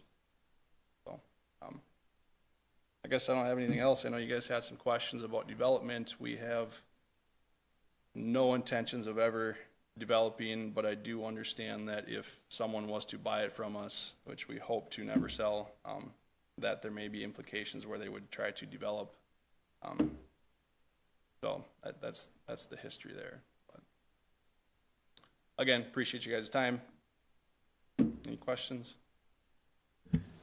Yeah, now did you own the property when it was being logged, or prior to the logging effort? The MFL contract was in place prior to us owning it, and the prior owner was delegating, you know, the actual logging practices, probably because there wasn't access or money in it. We got it, we were pretty much enforced, and we want to do it. You know, we feel logging is a very good thing, right? I don't think enough of it happens, and there's a lot of forest dying out there, so we restarted that process, and we did it right away. Okay, my intention here is to get to the timeline of Yep. logging and your ownership. Yep. So, when did we get it? We bought the property, signed the deed early, like February 2022. 21? February of 21. Sounds right. Okay, so the previous owner put the logging trails in then? There's been an existing road, you can look at maps, but it wasn't cut to the degree of it was today.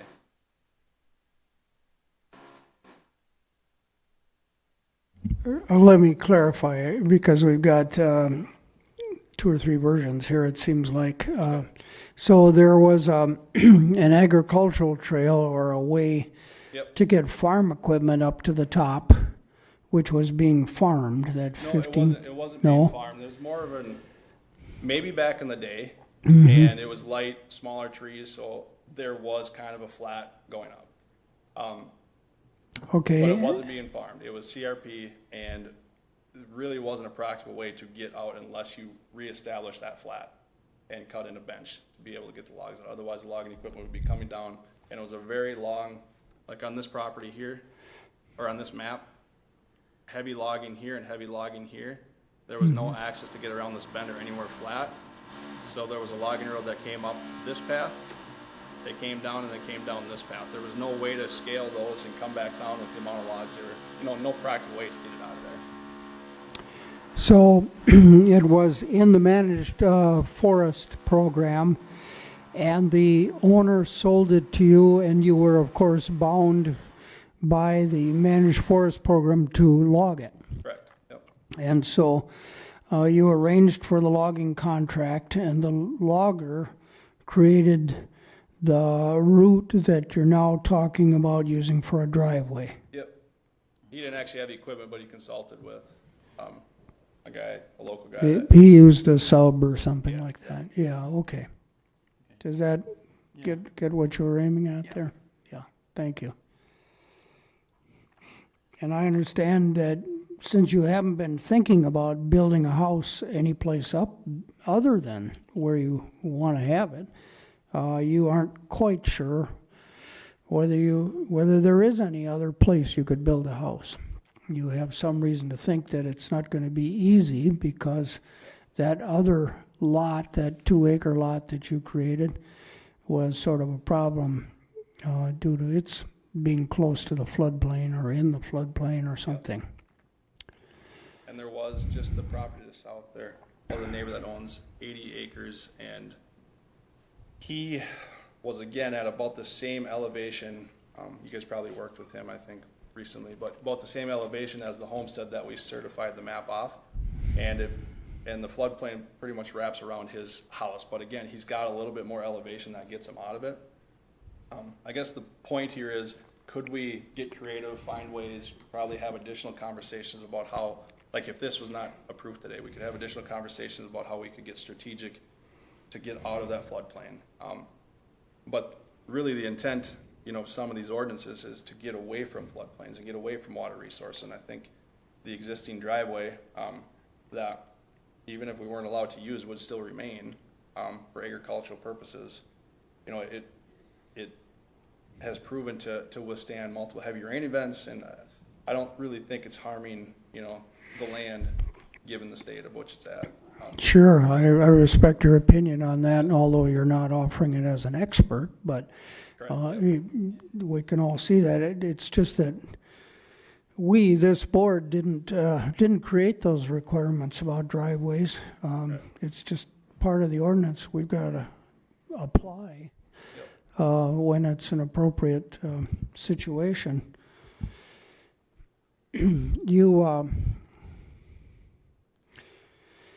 You suggest the possibility that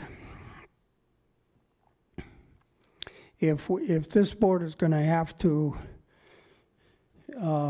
turn you down, that rather than that happen, you'd rather withdraw your application and work on something else that we could approve.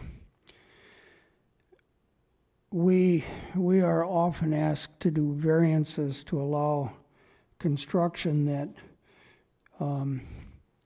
is close to a steep slope, or even sometimes cuts into a slope. So that's an area in which we sometimes also grant variances when there aren't other easy choices available to build the homes. Well, I'm speculating, and that's really not the thing to do. Is there? You've made the points that you want to make, I take it. I believe so. Do you have anything else you want to say? One thing that's come to my mind is that you asked if this driveway would remain as an agricultural driveway if we don't build up there, and it will. The slope can't be undisturbed, it's already happened. So should we be granted permission to build our house up there, I would say that we will maintain and monitor the erosion a lot better than if we weren't to build a house up there. Sure, that thought occurred to me. We have apparently when the county board adopted these road standards, they had other factors in mind besides erosion. Erosion is an important one, of course, and I've made a note of your point that the steep places where erosion is problematic, shall we say, until we solve it, those steep places are pretty far from the open water, from the standing water, from what you call as the water resources, and that's a factor. But I think we've discovered in previous cases where we've been looking at why the county board adopted these standards for roads, it's not only erosion. They are concerned about fire trucks, ambulances, snow, ice, various ways having to do with health and safety issues, you know? We had actually considered that because we were ourselves trying to understand why the 12% requirement is there, because we would review, all of, we got access to the map that shows where 12% or excess exists.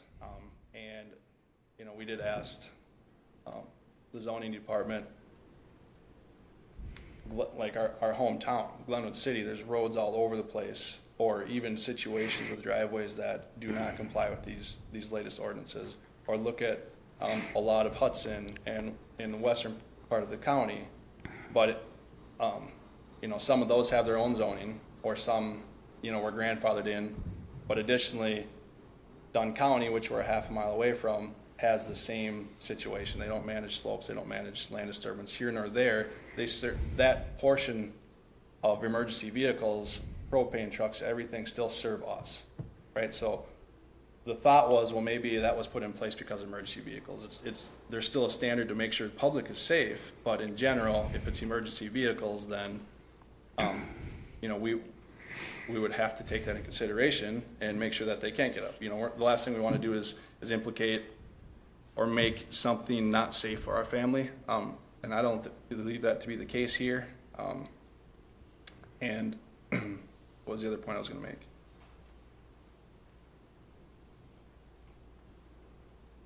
Something in regards to 12%. Yeah, anyway, sure. Yeah, so. Good. We did I mean, consider you're making the best possible arguments that there are.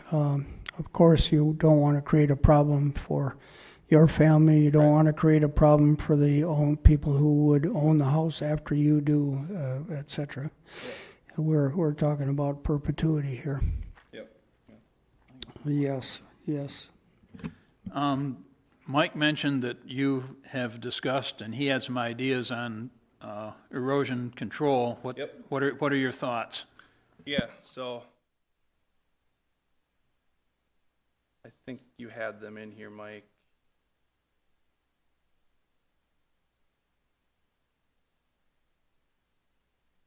So, I kind of trying to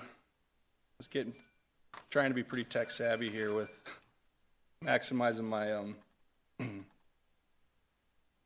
what I'm trying to say, but essentially there's portions throughout there that they've managed well. It's pretty apparent we don't see, well, even though multiple years of heavy rain events, we don't see dirt really getting onto the gravel. However, can it happen? Will it happen? Likely. It's only going to get worse. You know, my mind immediately goes to, well, if a little dirt falls down, you're going to make it more gradual, or you manage it at that point. However, the proactive approach, you know, we would go back this particular section here, we would just regrade back like a 2-to-1 slope. Try to keep this point the same. And you can see grasses growing on the horizontal edge already, so there's enough sunlight that could revegetate it. I would just follow the same practices, regrade it, use E-mats, you know, trench the front side just like the highway department would do. Throw down like a winter rye or annual ryegrass that, you know, will grow in droughts or in a matter of days, and then follow up with a perennial grass like a switchgrass that would maintain forever. So use that there. Also down here, similar situation. Not a lot of trees.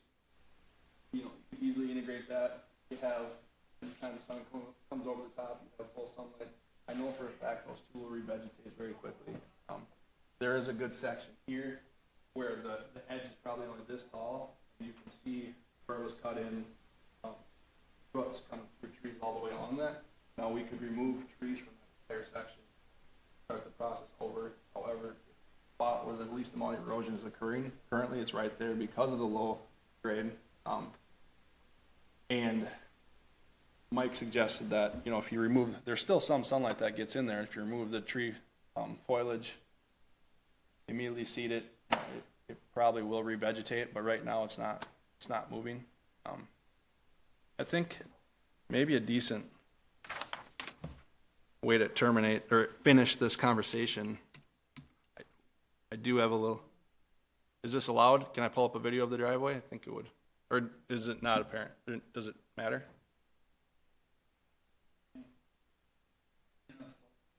Okay. Yeah, I just want to reiterate, water, like, surprising to me, I would have thought something like this would have washed, but it's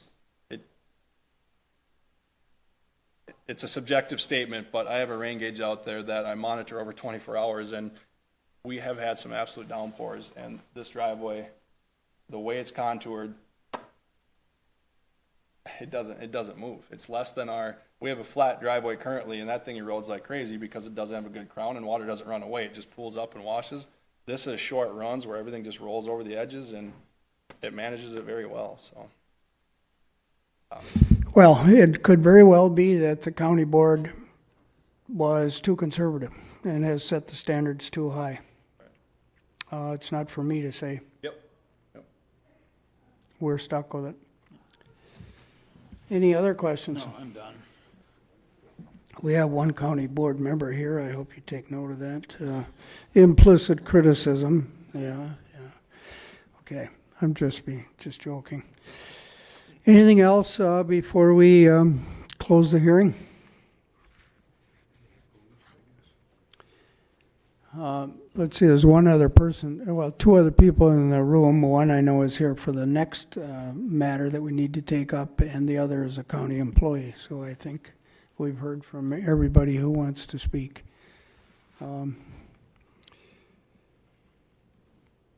So in that case, I'll close the hearing. We'll take no more evidence, as it were, but we'll be the board and the staff trying to work out a decision here. So as we learn this new process, do we next take this sheet of paper that you gave us and work our way through that? Do we have to vote on each one? Can we just lump them together and save some time? What you could do... Probably depends on where you want to go. What my intent was, I guess, was for you to just go through each one of those criteria and provide an answer, and then at the end you could make a motion to approve that whole thing. Yeah. So in that case, The applicant bears the burden of proof to demonstrate that all three requirements are met. The first, we may approve a variance if the owner demonstrates that the application complies with the requirements of, and there's a statute number, a variance shall not be granted unless there is unnecessary hardship. Okay, is there unnecessary hardship in denying this request for a variance on this driveway? To me, there's not, because it hasn't been shown to me that there aren't other places that the house could be built, that a house could be built. And not every lot, every acreage in this county is suitable for a house. I haven't yet come to one that isn't. So we've always found a way to put at least one house on every parcel. But I think we are talking here about a personal preference for a location in a particular place on this 98 acres, and that it is not an unnecessary hardship to have them explore a different location. That's just me speaking now, and I'm not making a motion. So the rest of you, let's hear what you think about it. While you're thinking about that, the next one we're going to get to is unique property limitations. And I think I'm again going to say we've got lots of properties with steep slopes on them. And we've turned down driveways in some instances. Normally we can find some way to work it out, but this is certainly not the only 98 acres that has a particular logging road being proposed to turn into a driveway and exceeding 12% in several places for extended periods. But on the third point about no harm to public interest, I don't think I'm going to be inclined to say that that's an issue here, because the erosion, if there's erosion, is going to be too far from the water bodies to matter. I don't know that it's a matter of harming the public interest when we say that getting ambulances and fire trucks there is the public interest. It's certainly of interest to the occupants of the home. That's where I'm at. I'll shut up.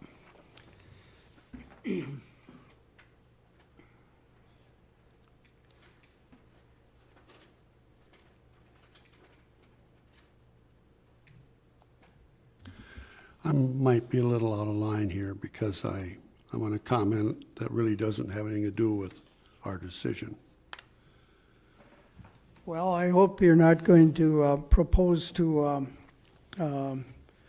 hold an immediate election for a new chairman, but that's a possibility. No, actually, I'll be happy if you want to do that. No, that's not my... as far as the road, they build roads, have forever up and down hills all the time. And if they follow some engineering principles, there's no reason this can't be made safe. Another thing that's kind of interesting, for years I have complained because they build houses on beautiful agricultural land. Here's a case where this land is on top of this hill. I think of River Falls as an example. They got all of that land that's in those hills to build houses on, but they build it for good reason, because it's easy to build and it's flat on beautiful agricultural land. And I know that doesn't have anything to do with our decision, but just a thought. Well, if I could respond, I tried to hint earlier that applying for a variance to build into a hillside close to that rustic road 4 down at the bottom of the hill is the sort of thing that the kind of application we get pretty frequently. So the past experience of this board is to be pretty open to the idea of building on land that is not suitable for farming. I'm inclined to grant the variance because this driveway will be better maintained with somebody using it than just sitting idle. And so that's the way I want to vote.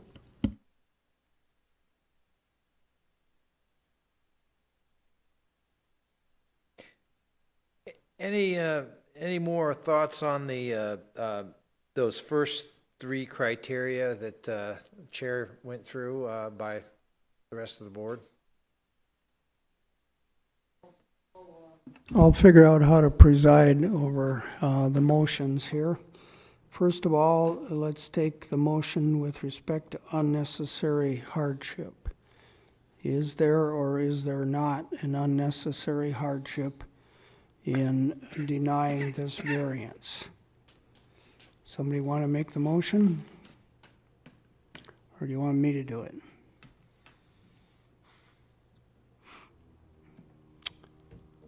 I'd like a little clarification if we could have on that.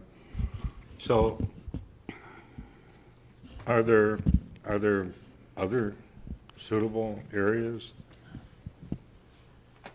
on that property that could be built without roadblocks that would negate the issue of the driveway and the steep slope? Well, that sounds like a factual question for which we have had conflicting and not very good testimony.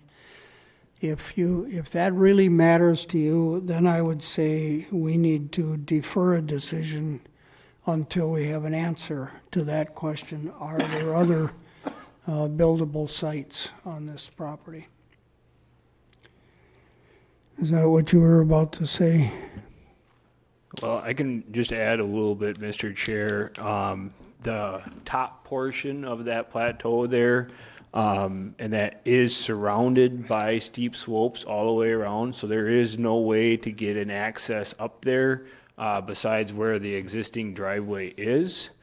And then as far as other alternate sites, we're either building on a slope that's over 25%, we're probably going to have a lot more disturbance than what the existing driveway even has if we're building a house into that. And then of course there's complications with water flow and stuff around a dwelling if we're building on a steep slope and we can't get drainage away from it.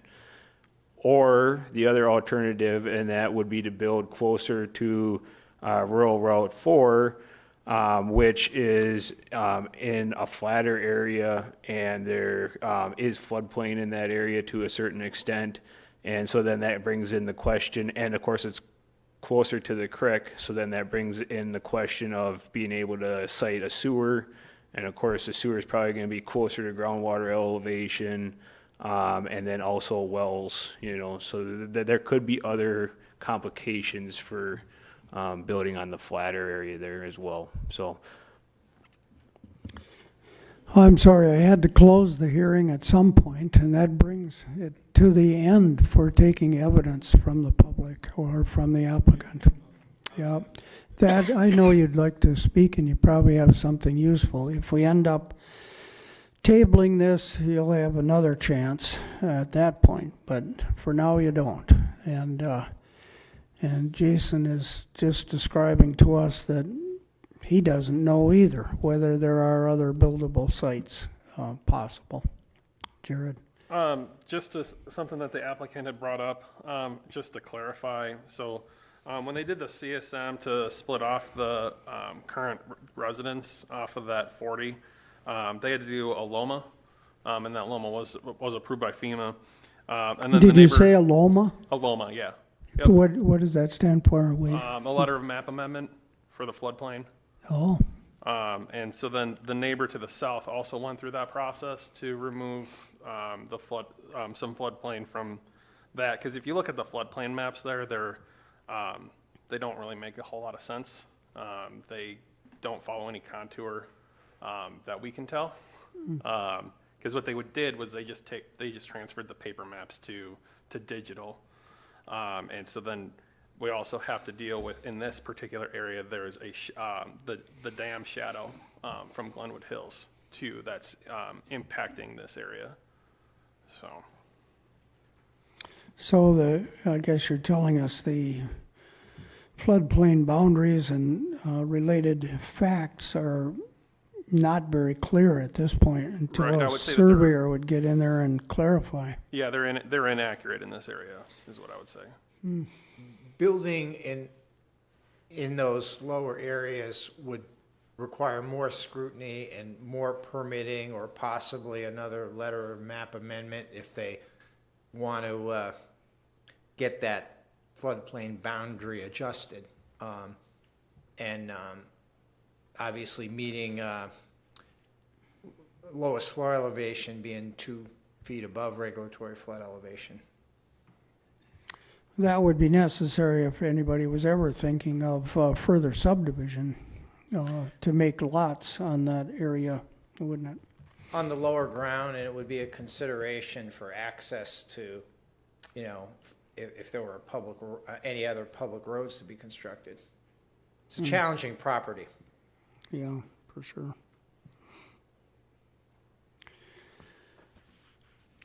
Okay, well, it's not going to kill me to be in the minority if that's the way you want to go on this.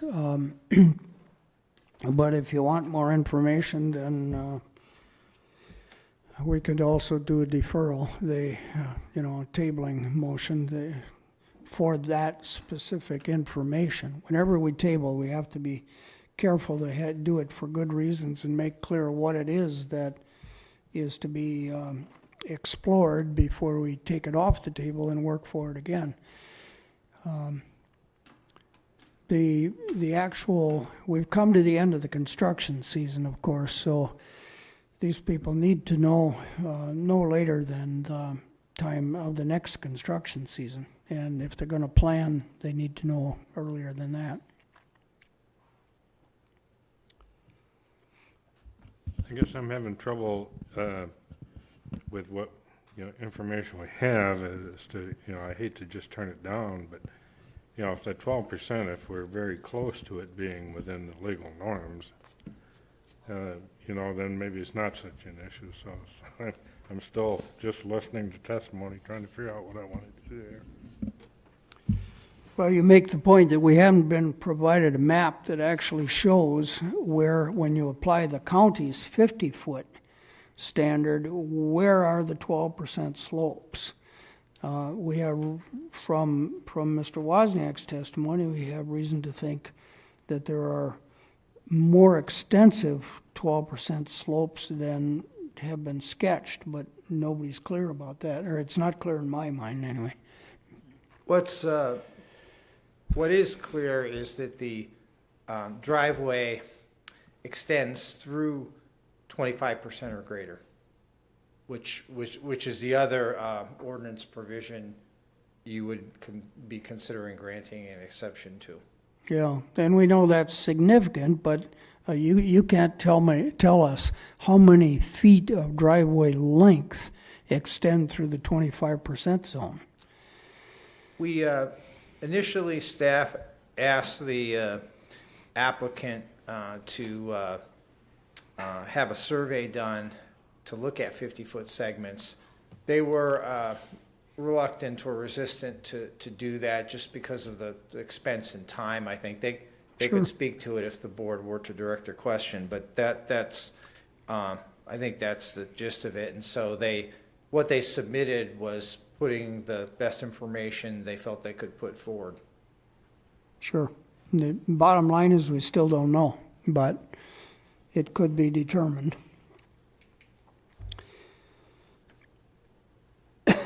Well, I suppose I'm looking for probably one of two motions. Either one motion would say that, well, the easy one to say, that this is tabled until we have information on two fronts. How much of the proposed driveway length exceeds 12% slope? How much exceeds passes through zones of 25% slope. And thirdly, are there other buildable lots with small variances that don't require the use of this long driveway? So that'd be a tabling type motion.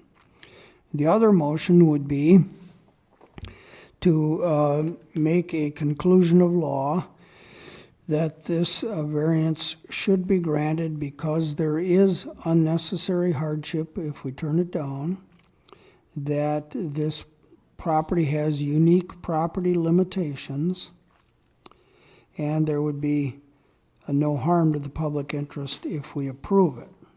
Now, I'll just say if we do that, we still have to deal with paragraph or condition number 4. The variance will not be granted for a hardship which is self-created, which I see as problematic also. But I'm trying to be frank with you, not persuasive. It's for you to decide. I guess I would, I feel that I don't have enough information to make an intelligent thing on this, so I would propose, I'll make the motion that we postpone this until we have further definitive information on the above discussed issues. There's a motion by Peterson. Is there a second? If there's I'll not, second it. okay, there's a second by Miller. Could staff add, just for information purposes, is the thinking here more scrutiny of where the existing driveway exceeds the 12% grade, and then some evaluation of where else on the their land holdings you could potentially build? And the third thing is how much length passes through the 25% slope. Okay, that Yeah, those I think two that can be things we have readily to do a determined. variance on. Yeah, those two shouldn't be too hard to do. The other will require a little discussion with the applicants, an examination of other factors. They're within your professional ability to do that, certainly, but points that you haven't been exploring Certainly. yet, because you haven't been asked to explore them until now. So, is everybody clear with, well, let's have discussion before I restate the motion for a vote. Dave, you have a... I agree with Mr. Telejohn's comments earlier. This driveway has accommodated logging trucks and other logging machinery. It can't be more difficult for a fire truck or any other truck than it was for a logging truck to get up this driveway. Did you hear testimony that a logging truck could travel down there? I just heard testimony that this was used for logging. It could have been a tractor, I'm thinking. I regress, my mistake. I did not hear exactly that they use logging trucks, period. That's true. You have the right to call me on that. But I assumed that, and I guess we all know what assume means. But at some point, they had to have a logging equipment anyway, get up this driveway. And I think we're making a mountain out of a molehill on this driveway. That's just my opinion. So I take it you would be inclined to vote against tabling this and go right ahead and make a finding that it'd be unnecessary hardship to deny this application. That is correct. Yeah, And I concur with Dave. fair enough. Any other discussion before we call for a vote? Okay, the motion before us is to table this action on this application Uh, uh, for uh, three things. Point of order, he said postpone. Yes, postpone if You you said like. table. Yeah, I'm using the Roberts Rules word instead of the postpone informal word. Well, there's postponement,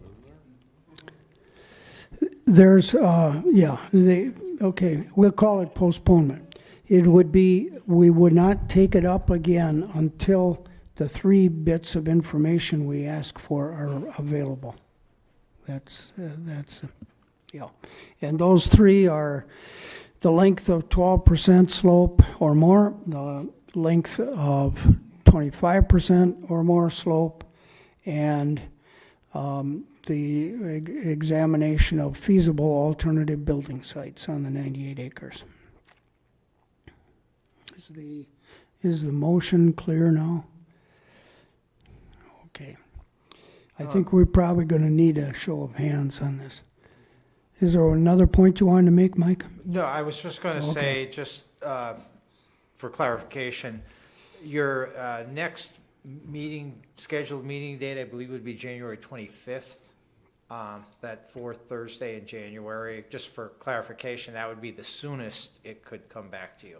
Does it look pretty probable to you that you'd be able to get those answers by January 25th? I suspect so.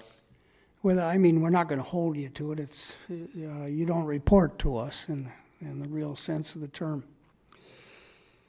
Okay, if you're all clear, then all who are in favor of postponing should hold up a hand. Well, we might as well do it by roll call. And I'll vote first. I'm in favor of postponing, so I vote yes. Miller, aye. Peterson, aye. Tell John. I'm against. No. Okay. So the motion passes by a vote of 3-2. Just making notes here.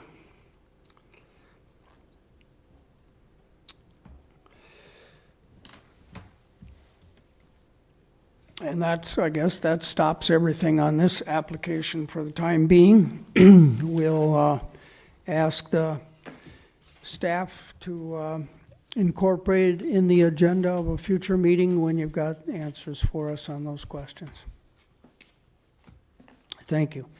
And to the applicant, I know you're disappointed, of course, and sorry about that, but you can see how difficult this is for us.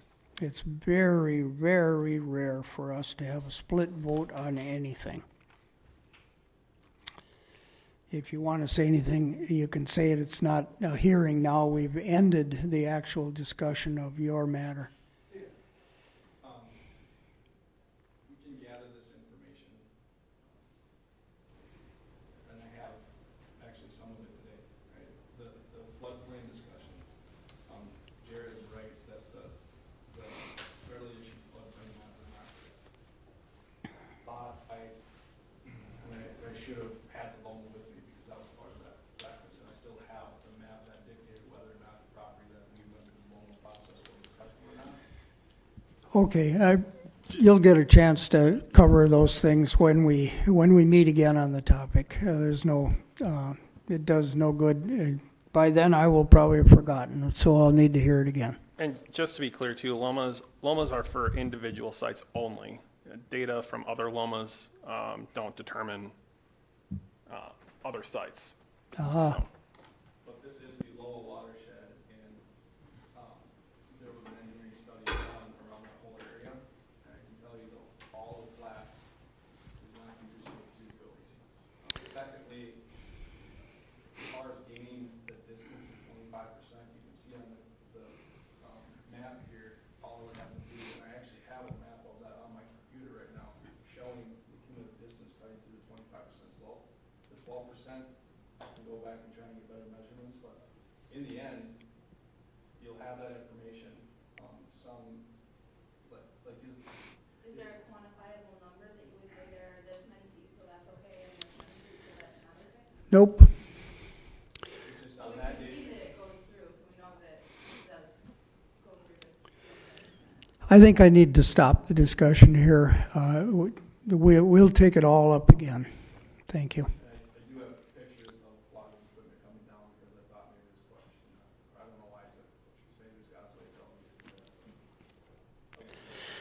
All right, let's take a bathroom break, and then we'll take up the third matter, I assume, or do you want to? I'm going to have to excuse myself for the rest of the day. Okay. I've got other commitments.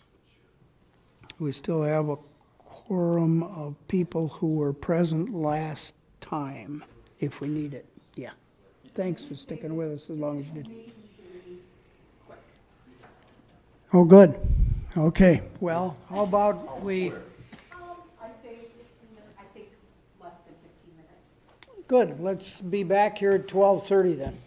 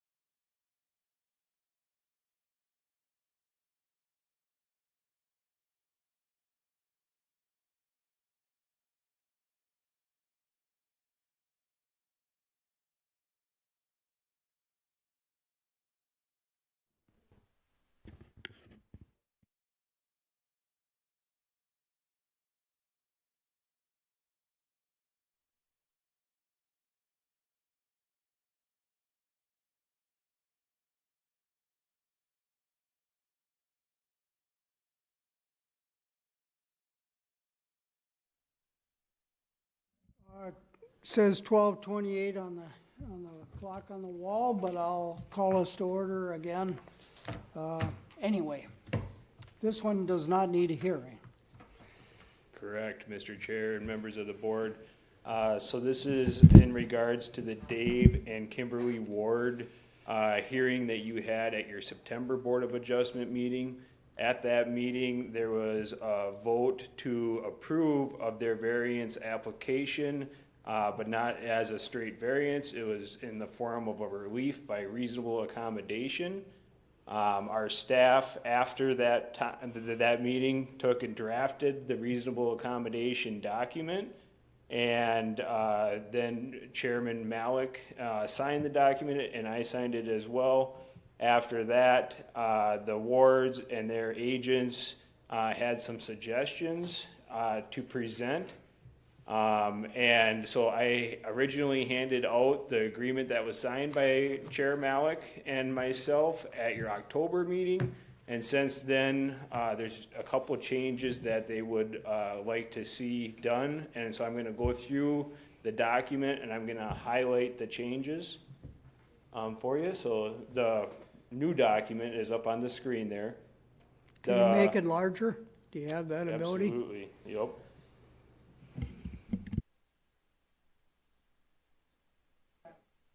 Okay. So the original accommodation had their other address or their mailing address that was in the tax roll on it. And staff and their agent and that have agreed that maybe we should take and put the actual property address in here instead of what the address is in the tax roll. So that is correct for the address.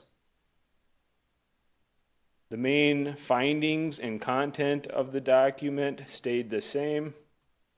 And this mouse is really sensitive.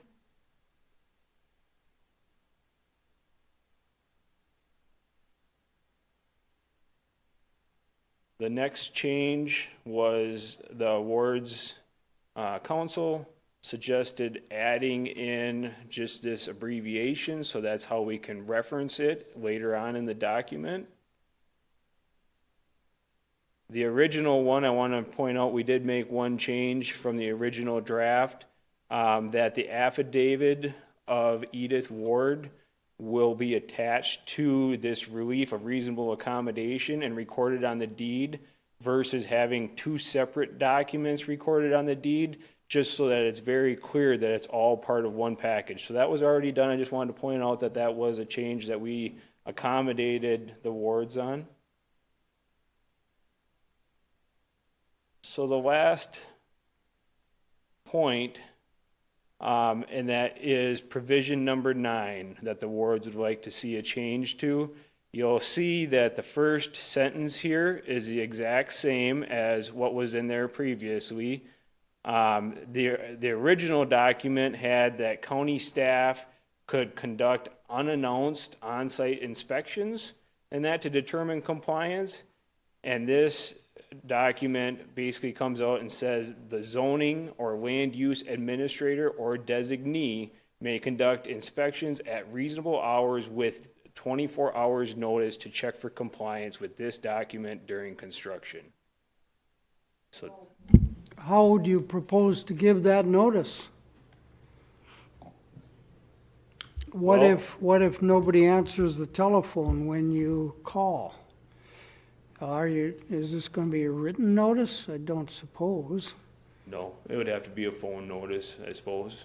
You're not planning to go inside the house, are you? We are not, no. So it would be external. You're planning to walk around the yard? Yep, to verify compliance and that with the dimensions of the building and layout and stuff. Yep, setbacks maybe. So back to the question of how are you going to give 24 hours notice and how are you going to document that in case it's disputed? We would have to just document and that after we called their phone number, that'd be about it. Are you allowed to do it by email? We could do it Or through email and text? have a read receipt. But And if they don't read their email for a day or two, how are you going to treat that? I look at you, Heather. I would just speak up and say, in most situations, I'm assuming that the land use zoning staff is going to know prior to 24 hours that they want to go out and view the property. They have schedules, they schedule, inspections. So to be abundance of caution, I would call, leave a voice message, say the date and time of the inspection. I'd also follow it up with a letter if there's enough time. Then you're covered both ways. I think a voicemail is notice. It sounds like these applicants have been fairly responsive, but there's no statutory requirement or ordinance requirement that indicates exactly how that notice has been given. So I would attempt phone call. As Jared indicated, you can do email with a read receipt, you can attach the letter, and you can mail the letter. I think you're covering all bases then. And during construction and after construction, you'll no longer make any inspections at all. Is that what I understand for the next 100 years? It would be to take and follow our normal enforcement policy if we had a complaint on site, just like we would any property in the county. How will the applicants know that you consider construction to be finished? We have a final inspection that's required with the land use permit. Correct. To close it out. So it'll be until the final document is issued, huh? Okay. Let me think. Is there any reason that I can't ask the applicant's attorney to comment? If I may, we actually made this request for reconsideration, so technically it's our motion, so I would think it would be appropriate to recognize it. So could we get that on the record, please? Sure. Just step up and say what you just said, that this is what you requested, therefore if we had authorized it, you'll be happy. Yes, Mr. Chair, Corey Land representing the awards, the applicants in this case. As we indicated, we made this request for reconsideration. It is one of your processes when someone wants the board to reconsider certain things in the approval. And so it's our motion to bring before you. And so while I appreciate staff outlining the revised language, I would appreciate an opportunity to address the board directly. Sure. I'll make the motion to reconsider, and somebody who voted in favor can second it, and then we'll formally be able to deal with this. I was trying to get the point. Do you agree with that language? Is that the language you want? It is, and if I may good. Additionally just clarify, the word construction was also added as a defined term in the document, so when it's used in that last condition, it's a capitalized term. So we will know when it is completed. It's part of specifically this particular modification for this project.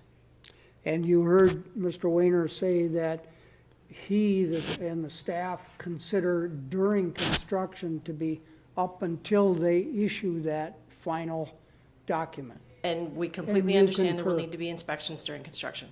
Okay. I think that sets the framework. That certainly justifies a motion for reconsideration. Actually, is it? Your Honor, if I may. I wasn't at that meeting, No, was but I? Your It's got to Honor. be one of you. Well, Actually, Your Honor, if I may, point of clarification. This request for reconsideration is a process. It's basically an application. You don't need to make a motion to approve it or to accept it or to reconsider it. We made this application as a request for reconsideration. If you don't want it or don't feel a need for it, then I don't either, because Thank you. the onus would be on you if it didn't follow Robert's rules. So all we need to do is make a motion to adopt this language that's been presented to us. One more issue, Your Honor, if I may. Well, I knew it'd be too simple. Of course, it would be too easy to just say, yes, perfect. And we right. do agree, all the conditions, this is basically the red line language that we requested. Few minor issues with it that we've worked through. So we were very pleased with this version of the conditions. However, as long as we're here, I wanted to address. The hell is that? Fire alarm. Fire alarm?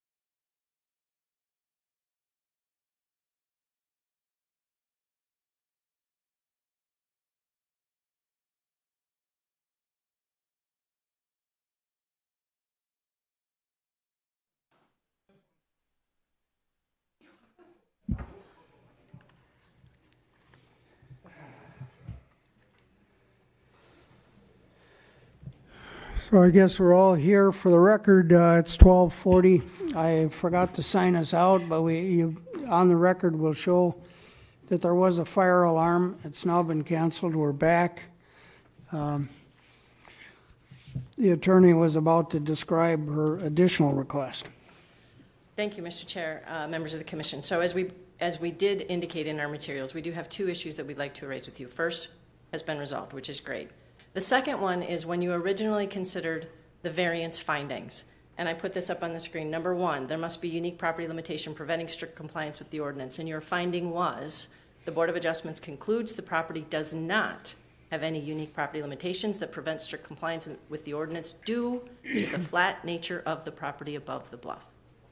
I bring this to your attention because I think you got this finding wrong. As we indicated in our original argument, we were able to show that there are reasonable accommodation reasons for a variance, and they can be related to the structure. There's case law to support that. And what was really interesting, you may have noticed in the documentation that we provided, we actually did a transcript of a portion of the meeting after the public hearing was closed. So this was your discussion about these items. And fortunately for you, I'm skipping to actually page 8 of my notes, so we don't have to go through pages 1 through 7. You're welcome. But on page 8 of my notes, we go through the transcript specifically where Chair Malik says, of course, they can do a lot of modifications without any approval from us, as long as they stay inside the shell. And Mr. Teljohn, who I wish was here so that I could point out, he said, well, how do you get in the house? The structure is what is causing the unique limitations for this property. It's the structure because of the need to accommodate a person with a disability that is causing the unique limitations. You met this finding. You found the fact that meets this finding right here to approve it. And so my second request is that you modify this finding to say that there is a unique property limitation, specifically due to the structure because it is trying to accommodate a person with a disability. Are you telling us that Mr. Teljohn's statement represents the view of the whole board? I am telling you that there is a nugget of a finding in what you were discussing to support the position that it is unique to the property. A nugget? Well. And case law supports that nugget. So I'm asking you to reconsider that finding. Now, granted, you reached the right conclusion in the end by finding the reasonable accommodation, and you did approve the relief. So I'm not faulting you for that. That's absolutely the right thing to do, but I'm saying they actually meet the variance criteria as well. So while this document that we propose has all of the right conditions in it now, I ask that you reconsider the first finding when you denied the variance for the unique property limitations to find that it does meet that test. Do we need legal advice from you, Heather, or are we just doing a motion here whether to reverse ourselves on number 1? Well, in the case law regarding unique unnecessary hardship related to unique property limitations, based on my research, that means the property itself, the acreage. It doesn't mean the structure that's on the property. Do I have the case law right in front of me right now? I don't. I've just looked up some cases right now, but from what I recall is that the Court of Appeals and the Supreme Court has very much indicated that it's unique to the property. Floodplain, steep slopes, those types of things are unique property limitations. I know that Attorney Land did attach a Chippewa County case to the packet material, and she can probably discuss that further. I'm just trying to get to that. It is an unpublished decision, so it's not precedential. It can be persuasive, but just in the research that I've done regarding unique property limitations, I don't believe it's regarding the structure on the property. If I understand you, you're saying you don't agree, but there is a respectable other opinion that is advanced by Attorney Land. Correct, and with the Chippewa County Zoning Board case that she attached from 2011. Yeah, I remember reading it and not being persuaded myself, but so be it. So we can do a motion right now to change number 1 and say there is a unique property limitation, and the words would say it's because of the house, the way it is prior to construction, or we can leave it the way it is. So, what is your pleasure?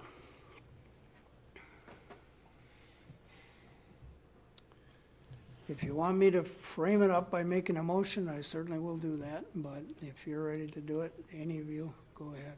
I prefer you made it. Yes, I agree. All right, well, I make a motion not to make the change, to leave our finding, our conclusion as it is, that the property does not have a unique limitation. Period. I ended on a high note there, but I didn't mean to. I'll second it. Okay, so we have a motion and a second. It may be unclear. What do you understand the motion, or do you need to have some discussion about what it is? I think it's appropriate for me to abstain from this discussion because I wasn't here for the first half.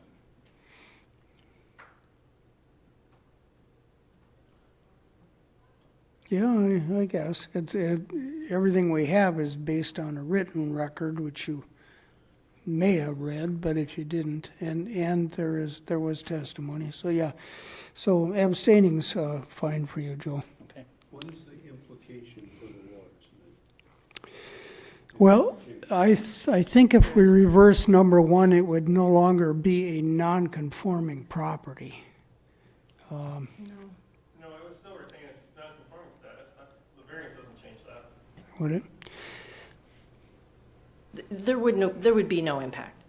The approval is still there through the reasonable accommodation. It would change the approval, the way the approval is Justified? no, not justified, but conveyed. This document would be void if you did make that change, because then we would just follow the standard variance procedure. The result is the same. It would be, we would then have no history of ever doing a reasonable accommodation through this board instead of the first one. I think we ought to stick with the precedent and leave it the way it is. But, well, you know how I feel about it. Are you ready to vote? All right. All who are in favor of leaving it as it is should vote aye. Aye. And all opposed should vote nay. And we have the abstention from Mr. Miller. So it's a unanimous decision. But we'll certainly tell your clients you tried. Thank you. And nobody could have done more. And then, if I may. Oh, you've got another request? We would like you to act on this document because staff was completely unwilling to modify any terms without your permission. So I am respectfully requesting your permission to have this version approved. Didn't we already do that? Nope. I got disconnected here. I just think we need a motion to approve it, the motion to approve the findings as amended. All right, we were just dealing with one little piece. All right. Okay, so is there a motion to approve this package? I'll make the motion we approve as amended. I'll second it. Okay, more discussion? Yes. Oh. Yes. With reference to the one earlier about the inspection, how does the county do that? Because if you institute a barrier like pine trees to hide something, or don't you have to go out and check it once in a while? They're just little seedlings. I mean. So yeah, we would. So what we've done in the past, is as we are en route to other sites for other inspections, we'll drive by and make note of, the vegetation installed for the landscape buffer is doing fine. It's progressing as as expected, or, all the pine trees died. So we got to reach out to the applicant and say, hey, you got to replace your pine trees. If there was a stormwater improvement, same thing. Just Right. see You that it have to was, announce it that? was done. No, we don't do that. We typically how that happens is that, if we're in the area, we'll simply just drive by. And if we have an open permit, we'll stop and we'll get out of the vehicle and do an inspection and make note of that inspection when we get back here in the office. I've got lots of So beds at currently, home the land and in use the permit truck, and language Thanks, anyway. allows for that. It states, whenever there's a land use permit issued, that staff has the ability to go on to site unannounced and make an inspection. We occasionally have sites that have security, that have gates or chained or things, and they're larger properties, and you need to work with the property owner to physically access it. So this is the first time we've agreed to deviate from our standard condition. Your Honor, which if is I may, no Mr. Chair, announcement. your ordinances already require reasonable hours and 24 hours notice to comply with to confirm all of your chapters 15, 16, and 17. They all say reasonable hours and 24 hours notice. This is not new. I'm just asking you to enforce your own ordinance. That's for violations of standing ordinances. That is not for violations. That is for confirming compliance with any 15, 16, and 17. So I ask that you consider in the So why did we future. even put it in the, in our letters? You took the words out of my mouth. Yeah. Okay, did you get the answer you wanted? See, did I call for a vote? No, I didn't. All in favor, vote aye. Aye. Aye. Opposed, nay. Unanimous. Guess we got it done. Next meetings. We know the date is January 25, or whatever you said. 25. 25. Any other decisions to be made with respect to that? You think the airport one's going to be on the agenda? I'm expecting, I've followed up with Mr. McCauley, the owner, because I had conveyed in writing and also visited on site that we needed some more information for his submittal to be complete, and I haven't gotten it yet, but my anticipation is it will be on the 25th. But we'll, I want to make sure that what we get in hand is satisfactory for our the board's review and staff review, and also I would like to get it promptly so that we could refer it to the town of Hammond, and so that you have the most clear picture of what he's proposing, because he does have to make some modifications to conform with county requirements and/or DATCAP requirements. Do we anticipate so much public input that we need to tentatively think of 2 days? For that item, That would surprise me. Would it?